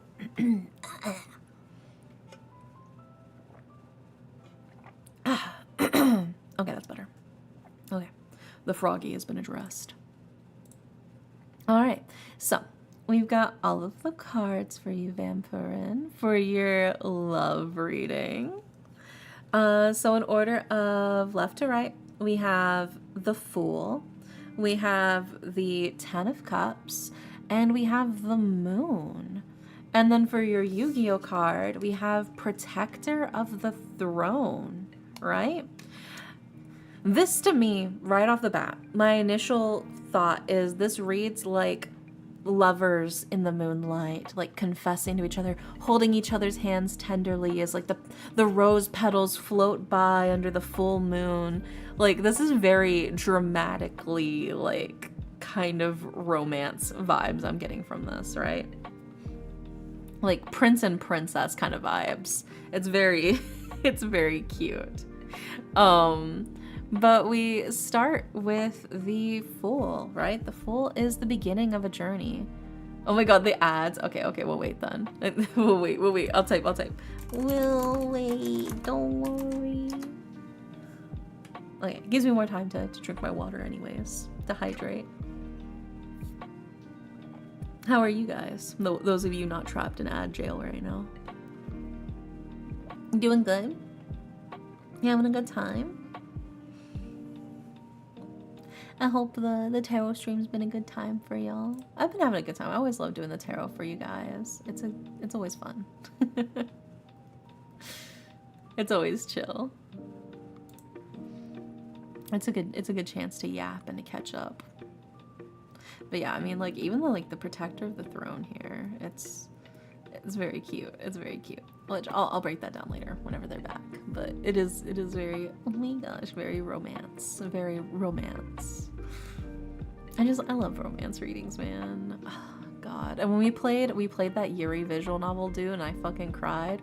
That was such a good ending. I'm so happy my delusional ending actually ended up becoming real in that visual novel. Oh, that was so happy. It was just like so refreshing. I love when tragedy has a happy ending in stories like that, dude. It's so good. It makes it like well worth all of the pain and suffering to see that they end happily ever after, you know? I think that's why I'm okay. I'm okay with tragedy. I'm okay with hurt. I'm okay with like all that kind of stuff as long as it's got a happy ending at the end. That's my personal preference for those. I don't want to read something where it's just only sad. Like, give me something worth fighting for at the end. And they did. They fucking delivered, dude. That ending screen change whenever they finished the game was, oh, it was so good, dude. If you guys haven't played A Tithe in Blood, you should play A Tithe in Blood if you like cute, dark lesbians. It was fantastic. Absolutely fantastic novel. Are you back, Vampirin? You back? Are you free? Just want to make sure before I continue a reading. Or make sure you're present.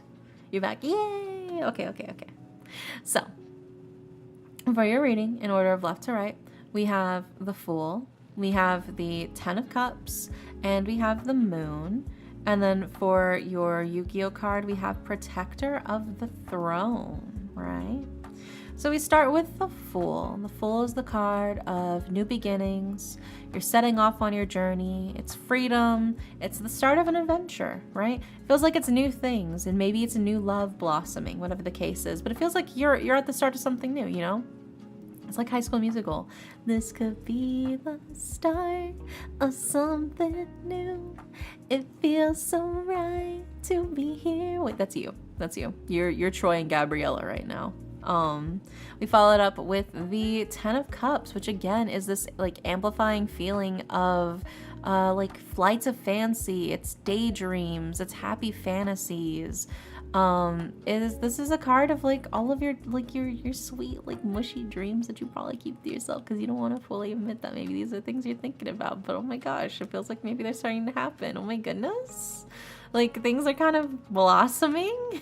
You never would have admitted this out loud, but this is actually something maybe you were really looking forward to for a long time, something you really wanted for yourself. It definitely feels that way. It definitely feels that way.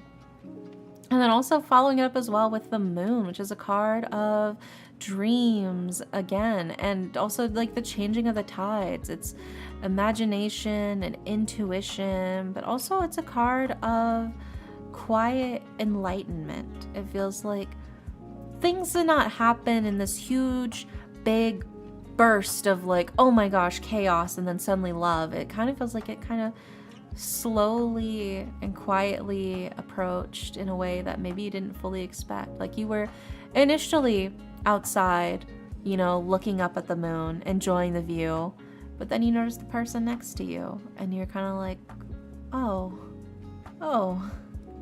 you know, that's what it feels like to me. It doesn't feel like it was some huge, crazy, massive burst of, you know, explosions or anything like that. It feels very, very quiet. And it's sort of very subtly snuck up on you, but in a way that you don't mind. You're kind of like, oh, okay, you know, you didn't expect to head this way, but you did. And to me, this kind of feels like almost like friends to lovers in a bit. I don't know if that's necessarily the case, but it does feel a little bit like maybe friends to lovers. And then that brings us to your Yu-Gi-Oh card as well. Protector of the Throne. While the king is away, this queen protects his throne with a mighty defense. Right? So again, like this is a couple card. In a way, you don't think about it, but this is a couple card, right? Protector of the throne. The queen is waiting for her king to come back, right? She is keeping strong. She's holding steady. She's holding tight, waiting for the day he returns. To me, this reads like maybe it could even be like long distance or like you're apart right now, but you will be reunited, right? She's waiting for him to come back. He's not gone forever. And in the meantime, she's keeping everything set up. She's keeping everything stable, everything sturdy. So when he comes back, he'll have a nice kingdom to run, you know? She's in charge while he's gone, and she's making sure everything is run perfectly, so it'll be smooth sailing when he finally gets back. And I think to me, that reads as, you know, it feels like you've got like a really steady love. I feel like maybe you are already in that relationship. I don't know if you are or not, if you've just entered that relationship. But to me, this reads like you've just entered into a relationship, and it feels very much like you're ready to fight. You're ready to become the queen of the kingdom, if that's what it takes, right? Yeah, you're like Penelope from the Odyssey. Yeah, Penelope. But it does feel very much like you're there and you're ready and you're waiting for them to return, and you've kind of quietly realized to yourself how important they are to you, and it feels like they're well aware of how important you are to them as well. So it feels very mutually beneficial, very dreamy, very sweet. But it's also a new relationship, kind of like things are moving forward in a new direction for you. And it's one that it feels like maybe you're excited to see where it goes. I would say overall, this is a very exciting reading. It seems really, really sweet. Like I said, it feels very like classic shoujo romance vibes from this reading. That's so cute. What the heck? I wasn't really expecting that. I know. I was like, oh my gosh. Whenever I pulled this reading, I was like, oh my goodness. Also, hi, Helly Bites. Thank you so much for the follow. Welcome in. But doesn't it read just like a romance manga or something like that? Like I can totally visualize it. It's so cute. That's so cute. It's got me all mushy gushy, dude. I love romance. I'm such a sucker for romance. I'm what they call a hopeless romantic. But yeah, it's so cute. It's so cute. I'm wishing you all the best in your romance and your love life. I hope things go just as swimmingly as the cards seem to say. So, my fingers are crossed for you. Yeah, it's giving Fruits Basket. Oh my gosh, dude, I love Fruits Basket. Oh, that's so fantastic. What a banger fucking shoujo, dude. But yeah, you got this, Vampirin. I'm rooting for ya. I hope you get all of the sweet romance you hope and deserve. Next up, we've got... Next up is Set. Set Starlight. Are you here still, Set? Or did you disappear?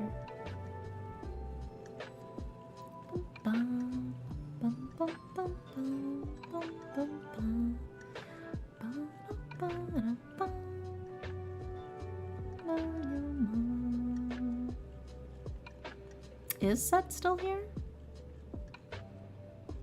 Set may have disappeared. Maybe we'll skip Set for now. We'll come back to Set if they're gone. Next up is Beodrake. And Beodrake told me to just read for them even if they aren't here. So I'll go ahead and do that because they said they'll just watch the VOD later. And Beodrake wants a reading on friendship. I got you. Let's see what we got for you, Beodrake, for your friendship reading. I just like burped up a little bit of that apple I ate earlier. It was a really good apple, dude. It was so fucking juicy. I was like, holy shit. It was like crisp as hell. I devoured it.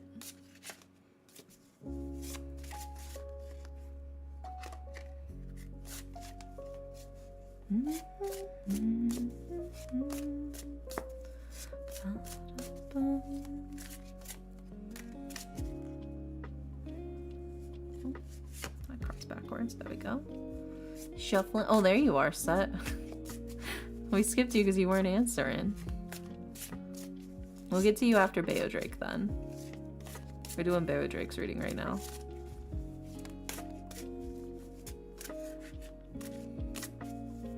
I was calling for you. Where'd you go?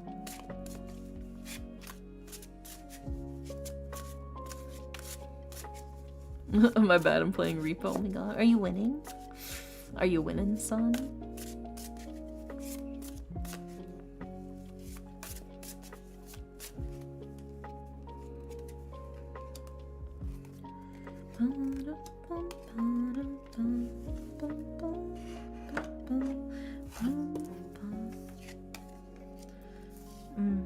Let's grab the Yu-Gi-Oh card for Beodrake's friendship rating. We just lost like 30k because of a big fluffy monster beating the shit out of our money bag. Oh my gosh, how could he do that? That's so rude of him. What the fuck? You should sue him. That's like assault. Where are your lawyers? Did you get footage? You should submit that as evidence.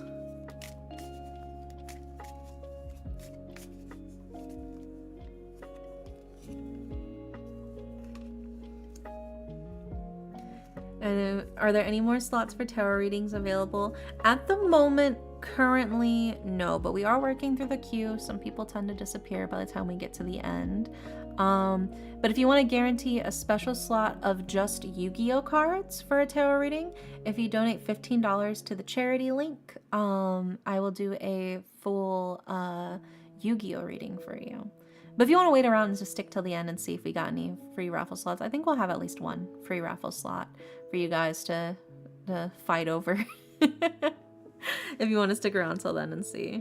We might have more depending on if people disappear or not. But as of right now, technically, currently, no.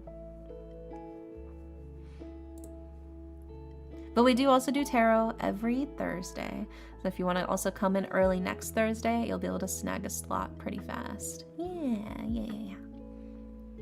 Alright, let's put these cards up on the screen for Beodrake, starting with...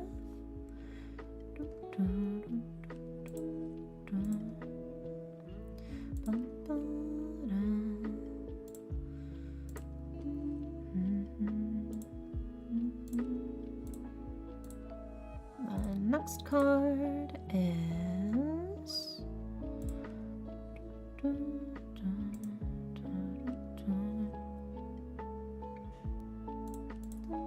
Dun, dun, dun. And then the last card is... There we go. Okay. We've got all of the cards for you, Beatrix, for your friendship reading. So in order of left to right, we have the Page of Wands, we have the Nine of Cups, and we have the Hanged Man. And then for your Yu-Gi-Oh card, we have the Blue Eyes White Dragon. So let's go ahead and start breaking this down for you, starting with the Page of Wands, right? The Page of Wands is somebody at the start of their journey, right? A young person at the start of their journey. It's new opportunities for them, but they're ready to see what they can learn and what they can do to grow their passions and their excitements, right? They don't have too much experience, but they're eager to see what the world is like and where things take them while they focus on developing their skills and the things that they're excited about, what they're passionate about, what drives them, right? That's what the wands are all about. It's all about passions and fiery nature. We also followed up with the Nine of Cups, which is a card of sort of slow and steady, setting yourself up for future success, right? It's storing up energy, abundance, but also self-reliance. I think trusting that you know that when the going gets tough in the future, that you'll have everything set up for the better, right? It's like setting up plenty of water so whenever the drought hits, you won't have to worry about water at the end of the day, right? It's the same kind of principle. And I think in a sense, this can be like building up the foundation of a friendship.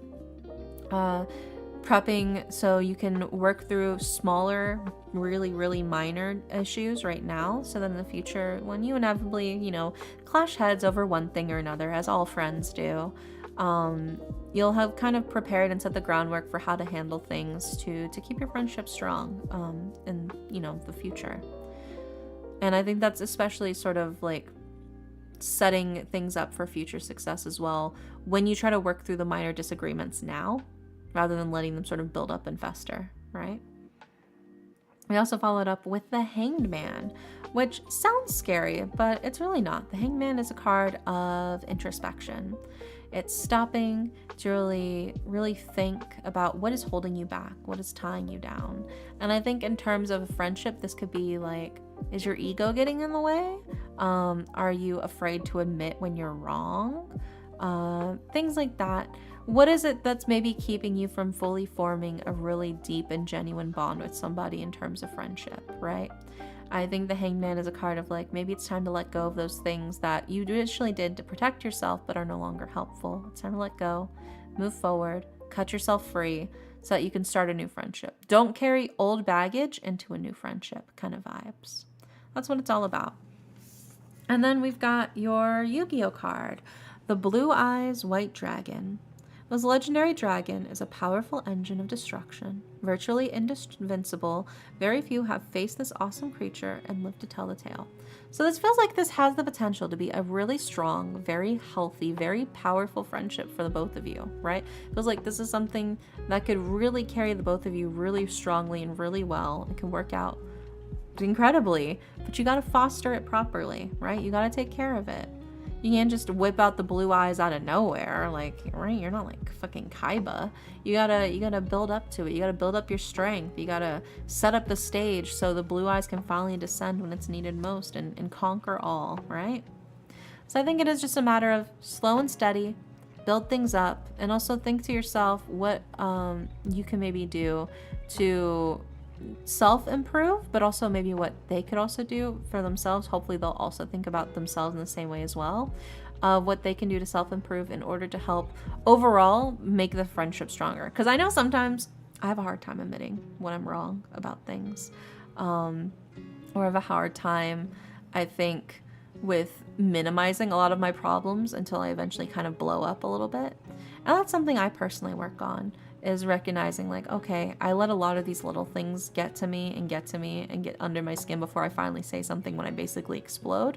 That's not healthy. And that's not conducive, right, to actually fixing things and issues. So I've taken to, even when it's small things, to bringing it up right away so they don't fester and they don't get all crazy and yucky. So that's what I would recommend if that's something that you do. But but I think that is sort of the key thing here, is taking the time, taking a breather, and looking within yourself of what you can do to make sure that the friendship lasts. I think when you put in that actual genuine time and effort to preserve and build a relationship, it doesn't disappear, right? It's worth it. It's worth it to invest your time and energy in your friendships and trying to make something strong. So yeah, I hope that helps, Bea Drake. Fingers crossed. Okay. Next up after Bea Drake is Jenny. Jenny, are you here, Jenny?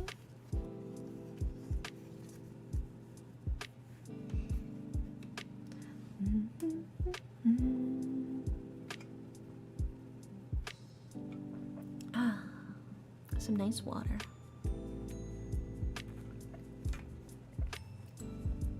Alright, I don't think Jenny's here. Oh yeah, we were gonna do Set. That's right. I forgot we had to skip Set for a bit. Set, are you back still? Are you still here, Set? Set, speak to me, Set, please.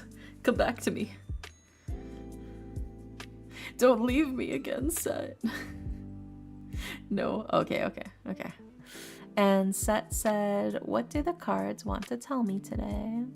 Okay, we'll see what they got for you. And I see you're also sub, so you can also yoink an oracle card as well with your reading.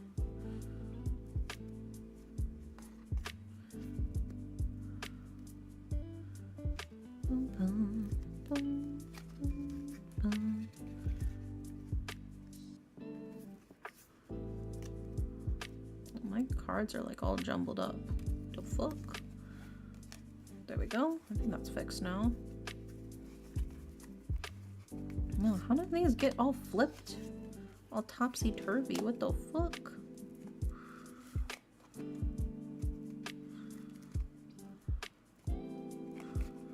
Okay, now are we good? I don't even know how I shuffled my cards like that. Weird.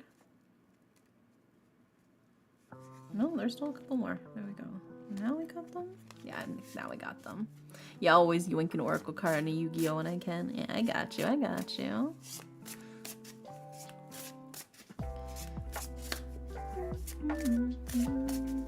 So what do the cards feel like they gotta tell you today, Set? What do you feel like you need to hear?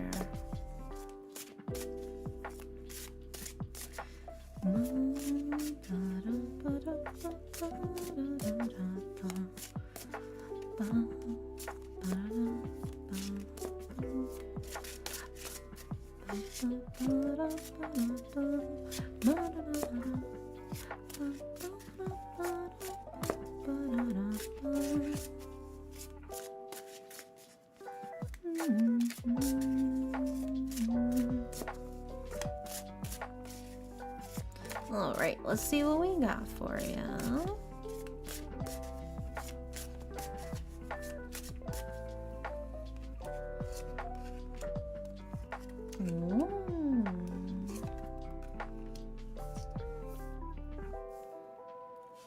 Okay. And now let's grab your oracle card.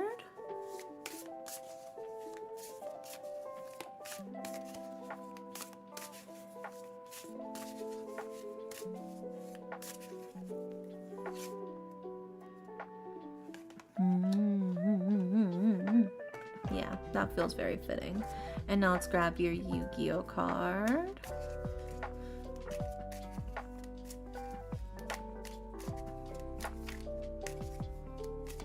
You're getting some interesting cards here. That's why I'm making my patented noises.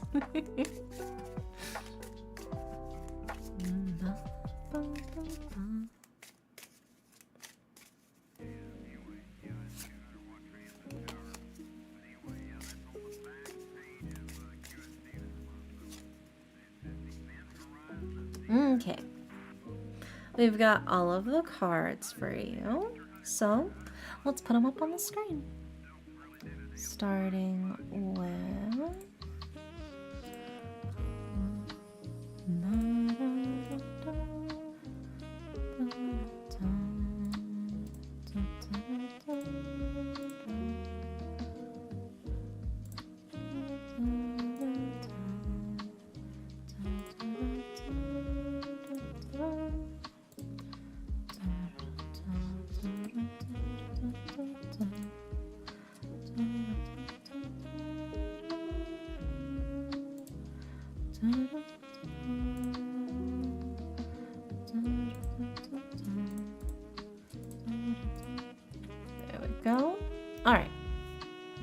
we've got all of the cards for you set for your what the cards feel like you needed to hear right now reading. So in order of left to right, we have the King of Wands, we have the reverse Two of Coins, and we have the Six of Wands. And then for your Oracle card, we have soil, like the ground, like dirt. And then for your Yu-Gi-Oh card, we have Dark Magician. So let's go ahead and start breaking these down for you, starting with the King of Wands, right? The King of Wands is very fiery, very passionate, and very much taking charge of things, very much leading the charge on all the things that they're trying to do, right? And very much somebody who thinks kind of after they take action a little bit, but it's just because they're being led. They're going with the flow of what's pulling them forward at that moment, what's catching their eye, and what they what they want to burn their creative energy on right now, right? So right off the bat, the King of Wands is very fiery, working hard, and pushing forward to make things happen. But we followed up with the Two of Coins reversed.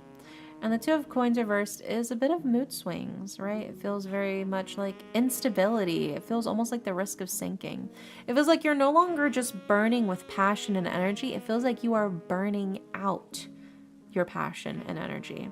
It feels like you are using your life force to fuel you. And it is kind of exhausting you, and it's kind of unsteady, right?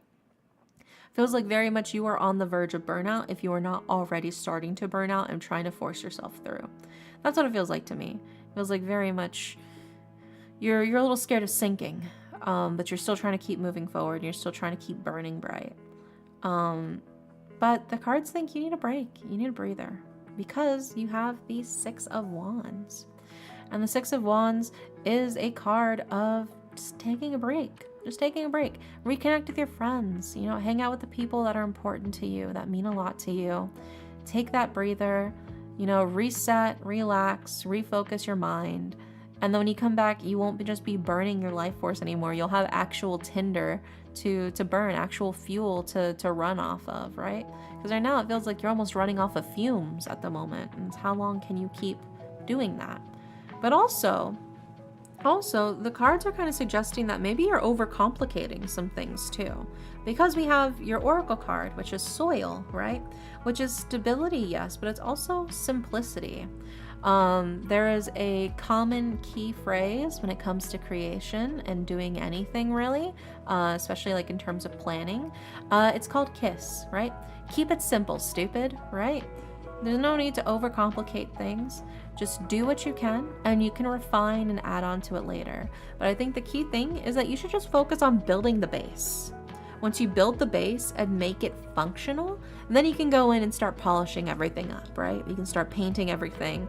You're trying to paint all the individual parts while you're trying to assemble it, while you're trying to like pick out more new parts to add on to something. The soil card is like, nah, you don't need to do all of that. Just focus on making it work, and then you can shine it up later. You can add all the sparkles and you can bedazzle it and all that stuff later. Right now, just get something that functions. And then you can build upon it, right? I think you're trying too hard to focus on making all of these little doodads and like whatchamacallits and doohickeys, trying to make it all fancy. Don't make it fancy. Keep it simple. Keep it simple, keep it feasible, and you can move forward from there, right? And do the bare minimum to make it happen. Gives you a chance to breathe. And once you actually get that dopamine hit from it actually functioning, it gives you even more energy to move forward with all of the fancy polishing and stuff like that, right?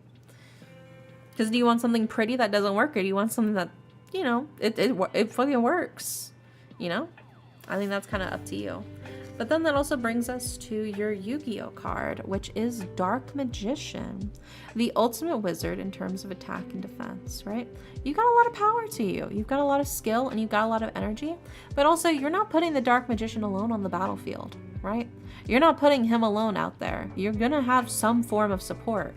And I think that's sort of the key thing here is you cannot rely on your own abilities just by yourself, even if you are really strong and really powerful to handle everything all on your own, right? Dark Magician is gonna fail if you're only putting him out on your field. he's gonna fail, right? You need to have support, right? There's traps, there's spell cards, there's other monsters that you could summon onto the field too. But what matters is that you're not overworking yourself. Yes, you are capable. Nobody doubts your capabilities. Nobody doubts your ability to do these things. Which is why you should breathe and just focus on what you can, right? Nobody's gonna think less of you because you're not doing it all super fancy sparkly, right? Just make it work and then you can go from there, you know? But yeah, I hope that helps. Fingers crossed. It feels like you're pushing yourself too hard in a lot of ways that you don't necessarily need to. And to prove what? I feel like you don't need to prove anything to anybody. But I hope that helps. Fingers crossed. Yeah. Then next up, we did call for Jenny. I don't know if Jenny is here. Is Jenny here? Yeah, let me peek through the list. I don't see Jenny. Jenny may have disappeared. That means we'll probably have at least one slot to raffle. Well, thank you for the head pats, Vamprin. Next up is that everybody? Let me see. Might be everybody. Yeah, okay. So we've got at least one raffle slot. We'll do, so for those of you in chat who have not gotten a reading yet from me today, and you would like one, I am thinking of a number between 1 through 10, and the first person to guess it can yoink the reading.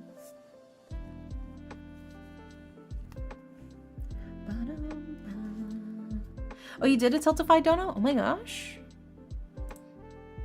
Onishimi? I wonder why I didn't... No. Oh, yeah. I wonder why I didn't make the little notification. But yeah, oh my goodness. Thank you so much for the 25 dono, Cerberus. Is it Cerberus? Cerberus?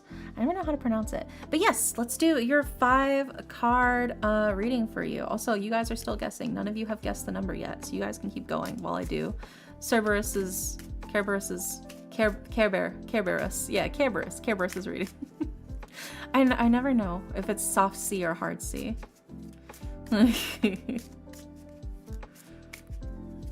Yeah, nobody's guessed the number yet, so if you guys still want to keep guessing while I do this reading. Okay, so 47 is not a number between 1 through 10, as much as there is technically an infinite number of numbers. Relationship reading? Okay. Relationship reading with my Yu-Gi-Oh cards. Let's see what we got for you. I wonder why I didn't make the little ping. First I was doing triple pings for everybody, and now I didn't do any pings. That's so weird. Must be something weird on Tiltify's end, I think. But thank you so much for donating to a good cause.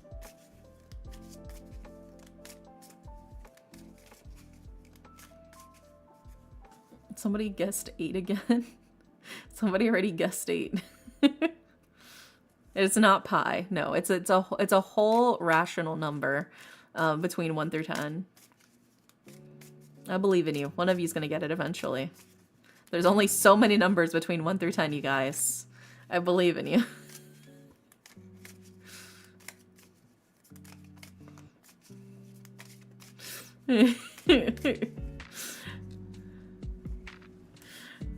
Helly Bites really wants a reading. Come on, Helly Bites, you can do it. I believe in you, Helly Bites. Nobody's guessed it yet. You did it, Helly Bites. It was 9. Congratulations. You finally got the number. Yay, Helly Bites. You secured it finally. It only took guessing every other number to get it, but you got it. You got it. It's okay. It's okay. You did it. You managed. You said, I will create my own fate through sheer force of will. And honestly, I respect it. I respect it immensely.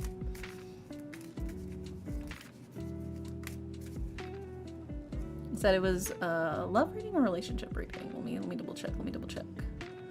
Let me scroll through all the numbers. Relationship. Okay. Relationship reading. Every number but 7 was guessed, yeah.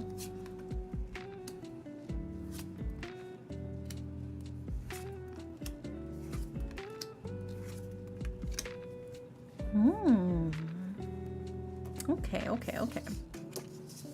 So for your Yu-Gi-Oh reading, Kerberos, we have Chaos End, Protector of the Throne, Red Eyes Black Dragon, Jigen Bakudan, and Respect Play. So, right off the bat, starting with Chaos End, this feels like things have been kind of a little messy. Because Chaos End is a card of, you can only activate this card if 7 or more of your cards are currently removed from play. Destroys all monsters on the field. This is very much a everything blows up and we start from scratch kind of card, right? You're fully clearing the board. Rather than admitting that the game is over, you're saying, let me just wipe all of the pieces off the board, throw the board over, and then pick the board up and put all the places back on anew, right? It's not the most ideal solution to fixing things, but it is a solution in a way. Also, hi Nox, welcome in. How are you? Yeah, we're doing tarot readings. I'm currently doing a Yu-Gi-Oh card only tarot reading right now for Kerberos. Yeah. So right off the bat, it feels like things maybe ended a little messy. It feels like things kind of kablooied in a sense. Things started off rough, but I don't think they ended bad because we have Protector of the Throne, right? And Protector of the Throne is the card of, while the king is away, the queen protects his throne with a mighty defense. This to me feels like things did explode. Yes, but it also feels like you're kind of waiting for things to piece themselves back together in a way. Whose cards are we reading? We're currently reading for Kerberos right now for a relationship reading. So it does feel like even though things did explode, things were kind of messy, things did end on a very kablooey type of moment. It does feel like you are also kind of waiting for them to come back to try to fix things, to try to repair what you have, and for them you're waiting. You're like, come on, like this isn't over, like come back. We're not done yet, right? And then we followed up with the Red Eyes Black Dragon, a ferocious dragon with a deadly attack, right? Rather than the Blue Eyes White Dragon, we have the Red Eyes Black Dragon, which is still a powerful dragon in its own sense, but it's very opposite in color scheme to the Blue Eyes White Dragon, right? It's very similar, but not quite the same. It's its own unique thing, right? And I think it kind of gets overlooked, but in a sense, to me, it does have this sense of things are rough, things are tough, and I feel like as much as things have been exploded and kind of kablooied, it does feel like there is still this weird desire to make things happen again. Like it's like I hate you, but I also need you, but also I can't live without you, but also I need you to come back. And like, wait, where are you going? No, I can't fight if you're gone. Like, come back, right? Like, put them up, because I don't know how to express my emotions. I need to fight you to feel something. It feels like two shonen protagonists trying to duke it out because they don't know how to explain their feelings to each other. You're like Sasuke and Naruto, all right? You are beating the shit out of each other right now because you don't know how to tell each other that you care, right? This is what it feels like to me. This is what it's reading as. It feels like y'all are Sasuke and Naruto right now, and you are beating the shit out of each other. And in your own way, that is your form of communication, but it's not a healthy form of communication at all. That also brings us to Jigen Bakudan, right? After this card is flipped, offer it as a tribute during your standby phase to destroy all monsters on your side of the field and inflict direct damage equal to half of the total attack of the destroyed cards, excluding this monster, to your opponent's life points. Again, very much, y'all are beating the shit out of each other, trying to be like, listen to me, feel my energy, feel what I'm trying to say to you, because I don't know how to say it to you, so I'm just going to use my fists. Doesn't necessarily mean you're physically fighting, but it does feel like you are fighting because you are not having an easy time communicating with each other. It feels like you're having a hard time being open and honest and direct about your feelings, maybe because you don't know how to put your feelings into words, and like what you're truly trying to say, but it does feel like you are missing the beat with each other in terms of like being on the same wavelength, being on the same page. It feels like y'all are reading the same book but in different languages, and then you're getting mad at the other person when they try to explain it. Almost, because you're like, that's not the book I'm reading. And they're like, what do you mean it's not the book I'm reading? That's what it feels like, right? It feels like y'all are missing each other by like mere inches, even though you're so close. And that brings us to your final card, Respect Play. During their respective turns, each player must show their opponent their hand, right? I think you just have to lay all your cards out on the table. I think you just have to be genuine and real and vulnerable and just say what you actually mean. It feels like you've been trying to fight and beat around the bush, try to wait for them to get the hint of what you're trying to say. They're not going to get the hint of what you're trying to say. They don't even get the hint of what they're trying to say, right? They don't even know what they're trying to say. They're probably still trying to understand and comprehend their own feelings much in the way you're trying to comprehend your own. I think you just gotta be forward, be straight up, be direct.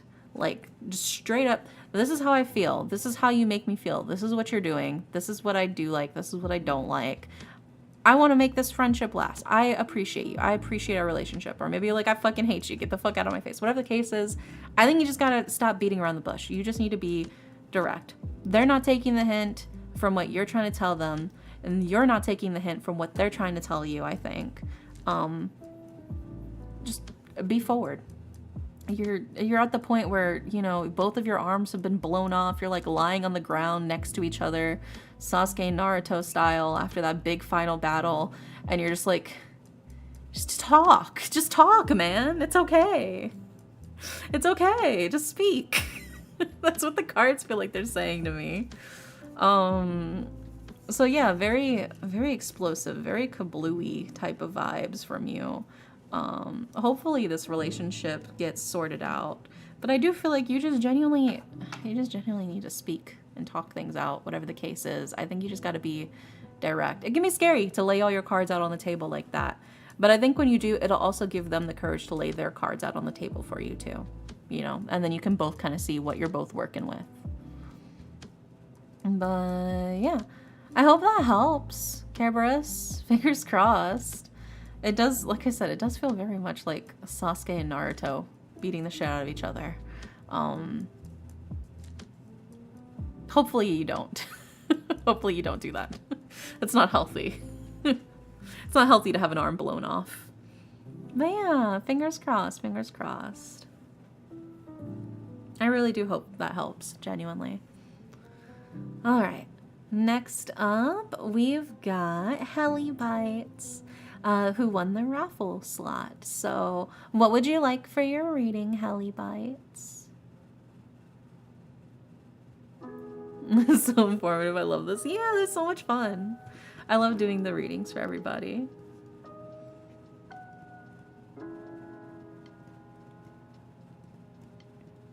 Let me drink some water. Hydrate. Maybe a relationship / friendship rating? Okay. I got you. Yeah, relationship. Yeah, even Nox is like, juicy. Nox tuned in with the tea ready. It's okay. I also enjoy the juicy gossip. What is tarot card readings if not just catching up on other people's juicy gossip by force? Like whatever's going on with Kerberos over there.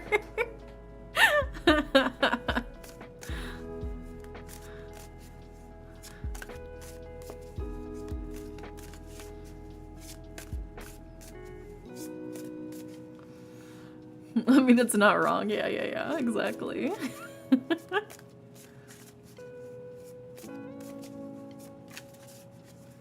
All right, let's see what we got for you, Helly, for your relationship reading. I gotta get into tarot. It's so much fun. It is a lot of fun. I think it's really enjoyable, and it's really great for like introspection. Kind of thinking through your own problems and in a way that you wouldn't normally, I think through them. This is your first ever tarot reading? Oh my gosh, I'm taking your tarot virginity. I'll be very gentle, I promise. Don't worry. How long have you been doing this? Like on stream? I've been doing tarot streams for maybe like 2.5 years now. I didn't initially start when I first started streaming, but I did start not too long afterwards. But just reading tarot in general, I've been interested in tarot since like high school, so at least 10 years ago, at least. At least a decade.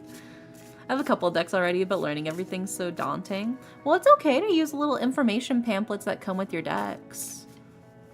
You did my first tarot reading too? Oh my god, how many people's tarot virginity have I taken? Oh my god.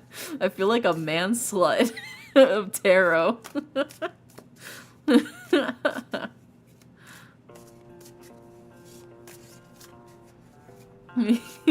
I know. I need to calm down. Hope I don't have to pay no tarot child support later on.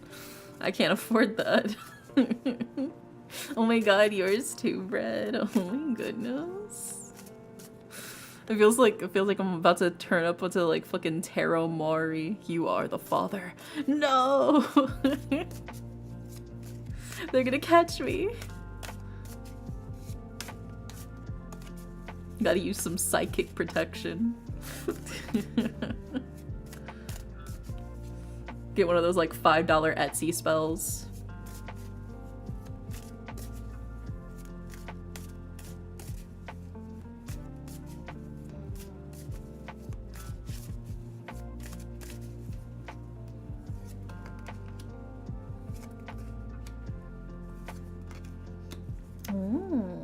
And as a special treat, since it's your tarot virginity, I'll throw in a free oracle card as well.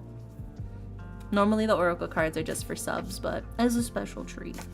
It is the last reading of the night anyways.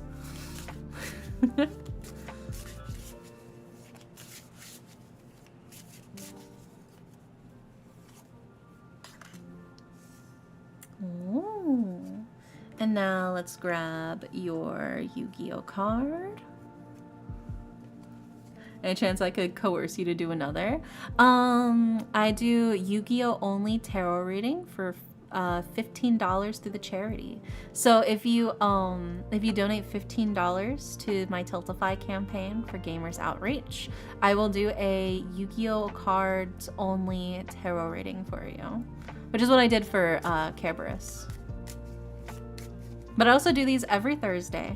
So if you missed your chance today, you can certainly grab one next Thursday, or you can definitely for sure secure a slot through donating to the campaign. What's the Yu-Gi-Oh readings? I use Yu-Gi-Oh cards as tarot cards. You know what Yu-Gi-Oh is, right?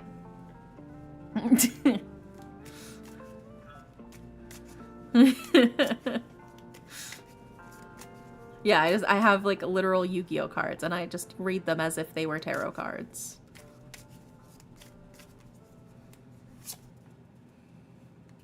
Oh, it's an interesting one to get for this. Okay. Do they have the same cards in them? I mean, it's just like the cards you see in the anime. You'll see, you'll see. I have one Yu-Gi-Oh card in this reading for Helly as well. So you'll see how I kind of interpret it.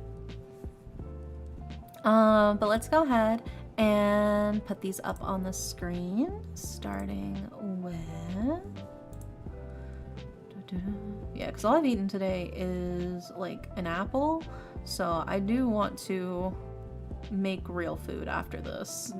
It was a very juicy and crisp apple, but it was also only one apple, so... I will after stream, I will eat more. That is my goal. That is the plan. That is in fact the game plan. It's 1 a.m. It's actually 2 a.m. It's actually 2 a.m. for me. Incorrect. Thank you for that, Pats. If it helps, I woke up at 10 p.m. So, is it really that much, you know? Really that bad? There we go. I thought you were in CST? No, I'm on East Coast now. I moved to East Coast last year. Yeah, I moved to East Coast last year. I was originally CST, but I moved, so time zone change for me. Okay, we got all of the cards for you, Helly. So in order of left to right, we have the Queen of Cups, we have the King of Coins, and we have the Hermit. And then for your Oracle card, we have Trunk, like a tree trunk. And for your Yu-Gi-Oh card, we have the Gyakugure Panda. So let's go ahead and start breaking it down for you, starting with the Queen of Cups, right? The Queen of Cups is a card of, how to best describe, very much like artistic, very dreamy, very much like a hopeless romantic type, in my opinion, is very much the Queen of Cups. To me, this feels like you're probably very much a hopeless romantic. You're like, I'm waiting for my prince or princess or other royalty to arrive. You know, whatever your preferred gender of royalty is. And you're like, I'm waiting for them to come to rescue me from my tower. You know, I'll wait for them. And you're also very much like a visionary, very creative. You probably dabble in like art or like writing or singing, something creative to, because you got a lot of love and you're like, I want to channel it out. I feel like you write fan fiction. I feel like you write really mushy gushy fan fiction of your favorite characters kissing. I'm clocking you as this. I don't know if it's true or not, but that's what it feels like. It feels like you write fanfics of them holding hands and you're like, oh my god, like, what am I doing? What would God think? That's crazy. I used to when I was younger. Oh my god, see, we're learning so many new things. It's okay, I write fanfiction too. Because I write a lot more than hand holding, but I write fanfiction too. I get it. It's still in you. Yeah, it's still burbling up in this underneath the surface where they can't see. But then we also have the King of Coins. And the King of Coins is a card of security, stability, also wealth, because coins, money, hello. But to me, this automatically reads as somebody who is a safe and secure figure. You want somebody who makes you feel like you can let down your guard, right? Somebody who has a lot of wisdom, through their own personal years of experience, somebody that you can trust to have your back, who's very warm, but also very grounded. You're not looking for anybody crazy, right? You want somebody who's very grounded in reality, I think, especially because maybe you tend to also not quite be fully grounded in reality. It feels like you kind of got like one foot on earth and then the other foot like in the clouds. So it definitely feels like you need somebody to help balance that out for you. You want somebody who's gonna keep you tied down to earth, keep you anchored, while you sort of dream, right? But we also have the Hermit, and the Hermit's a little bit of a warning card of like, don't get too caught up in your own head, right? The Hermit card is very much a card of, it's very easy to get lost up there, very easy to get lost all up in the clouds. You need to make sure that you also retain some sense for yourself of where you are and where you want to go and what you're doing, right? Like I said, it's very easy to end up isolating yourself because of those sort of daydreams getting in the way. You gotta rationalize. Keep it rational, sane and rational. It's okay to dream, Love that for you. But it is very, very important for you to also recognize what is actually feasible, what is really available to you, right? So I don't know if you're going to find actual legitimate royalty walking up to you. You know, I don't think One Direction is going to buy you from your mom or whatever, or whatever else the Wattpad kids write. But I think it is very much a case of keep your eyes open to what's already in front of you. Otherwise, you might lose track of a potential interest that's right in front of you. The Tumblr Lord deep cut. So it feels like there's a chance that they could be in front of you, but the cards are kind of reminding you, like, you got to make sure you keep your eyes peeled and you focus on what's in front of you. Otherwise, you're going to lose track of it by daydreaming, right? You need that strength, you need that stability to keep you focused and grounded, right? Oh my gosh. And then that brings us to your Oracle card, which is Trunk, like a tree trunk, right? Which is a card of stability and loyalty, but also reliability. And I think at the end of the day, you got to focus on those traits, right? Not only for your lover, but also for yourself, right? You want to be somebody that they can depend on too, because as much as you want to depend on somebody, they're also going to want somebody that they can rely on. And I think focusing on making yourself somebody that this person can come up to and rely on and trust is going to be your strength in this case, in trying to lure them in, lock them in place, right? You want to show them like, hey, I can be an amazing partner too. I can do all these things for you. I want to be a support network for you in your time of need, just as much as you are one for me when I need you, right? I think that is the key thing to focus on in a relationship, is not only that you want somebody to help support you and to keep you strong and to be a warm, cozy home for yourself, but you want to be the same for them too, right? You want to be somebody that after a long day of work, you can relax, they can come home, they can unwind, you can give them some head pats or whatever the case is. But just, you know, lure them in and lock them in. I'm not saying kidnap them. Do not kidnap anybody. I do not recommend that. It doesn't really have a very high success rate because they tend to hold it against you if you kidnap them. Would not recommend. That's not the best path for action. But that brings us to your Yu-Gi-Oh card, right? Which is the Gyakugire Panda.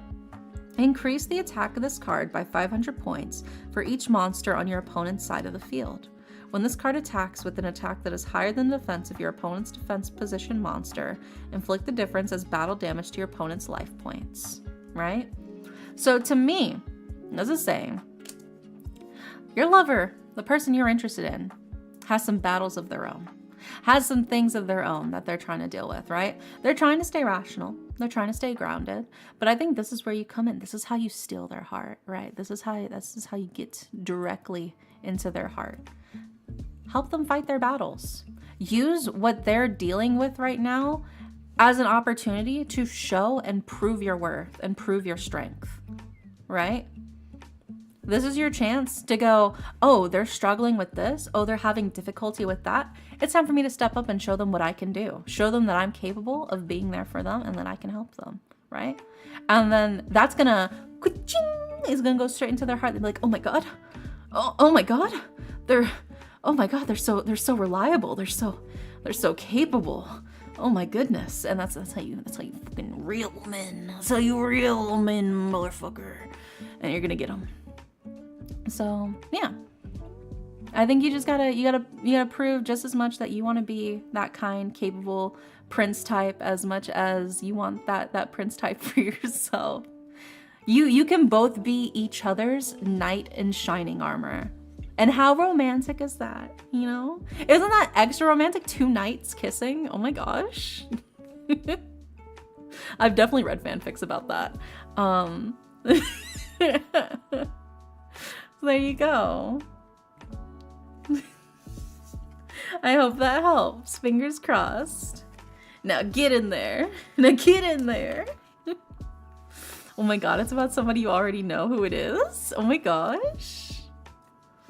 Yeah, you gotta reel them in. I think you have the chance to really show yourself for who it is. I mean, think about it this way as well. You have both the queen and the king, right? You're already royalty together.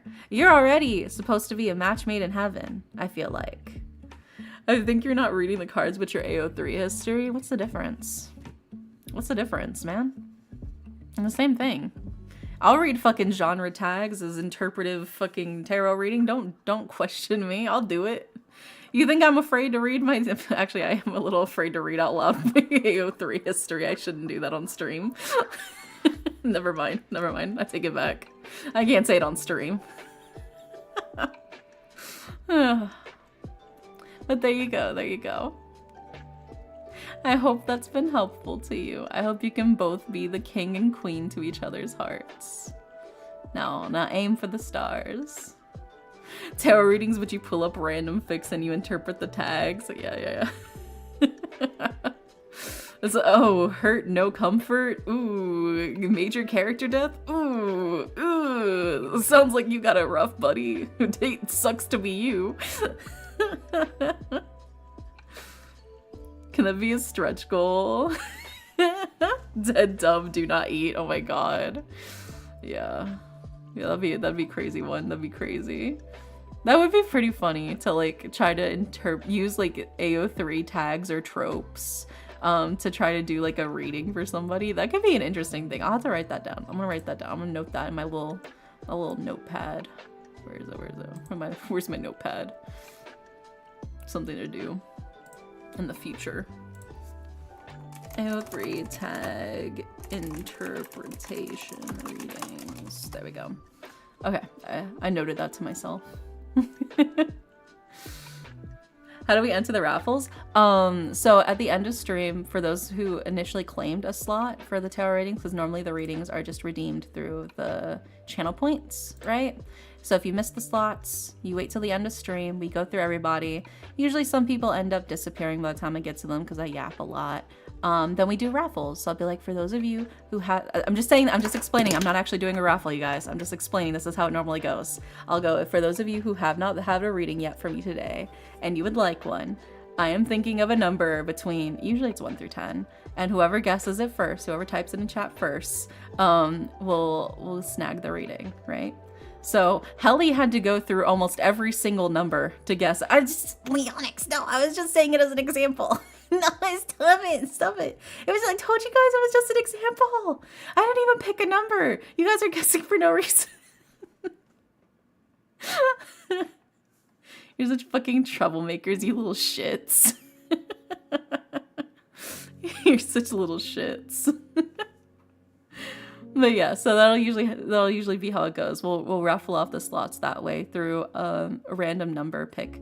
That way it gives the people who are kind of lagging behind a chance to actually have a fighting chance of guessing, right? Because then if they have like a little bit of like stream lag and they're like 10 seconds behind, it still gives them an opportunity to guess a number and potentially still get it, you know? Versus whenever I'd say the first person who types blank in a chat can nab it. I feel like this is a better option for people who are sleeping when the streams start. Yeah. So yeah, that's normally how the raffle slots go at the end of stream. Normally we usually have at least one, sometimes more. Depends on if people really just disappear when we get to them. But yeah, we do this every Thursday. And we also have our very, very special Yu-Gi-Oh! Only tarot card readings exclusively for the VTuber Summer Slam, the Gamers Outreach charity. If you donate $15 to the charity, then you can get guaranteed a 5-card Yu-Gi-Oh! Tarot reading for yourself. So support a great cause. Normally my readings are free. I don't normally charge for them or anything like that. If you do want a normal Yu-Gi-Oh! Card added to your tarot card reading, it is 100 bits. But this time it was covered thanks to Spicy Nugget buying everybody a Yu-Gi-Oh! Card. But yeah, so guaranteed you get the tarot cards for free. If you're subbed, you also get the Oracle card for free. And then if you pay 100 bits, or if somebody like Nugget pays like 1,000 bits, that covers for everybody. And then everybody gets a Yu-Gi-Oh! Card with their reading. So there you go. But base reading of just tarot cards will always be free. Right, I don't charge for that.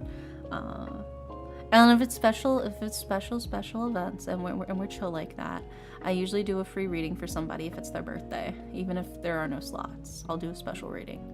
So there you go. But thank you so much, all of you. I'm gonna snooze my ads again because we're about to end things. I don't want the ads to run at the end. So tomorrow we will be playing Date Everything. I will be attempting to date something in my house. I don't know what. Maybe the toaster. Maybe my laundry machine. Maybe my vacuum. We'll see. We'll see where my heart takes me. But we will be playing Date Everything tomorrow while we're continuing the VTuber Summer Slam. So hopefully I will see you guys tomorrow. But if not, no worries. I'll see you when I see you. And then, Discord movie night this week on Saturday we're gonna be watching K-pop Demon Hunters. I've been waiting to watch that, so we're definitely gonna be watching that for sure. Let's see, who are we gonna raid? There is some ASMR. There's also, oh, you know what? Let's raid Pokemon. Jen's playing Pokemon. So yeah, we're gonna watch K-pop Demon Hunters on Saturday in the Discord if you guys want to pop in and chillax with that. But yeah, we're gonna raid Jen, who's playing Pokemon, a mystery dungeon, Explorers of the Sky. So yeah, hopefully I'll see you guys tomorrow for stream. But if not, no worries. I'll see you when I see you. I hope you guys have a wonderful, wonderful night. And good night. Mwah.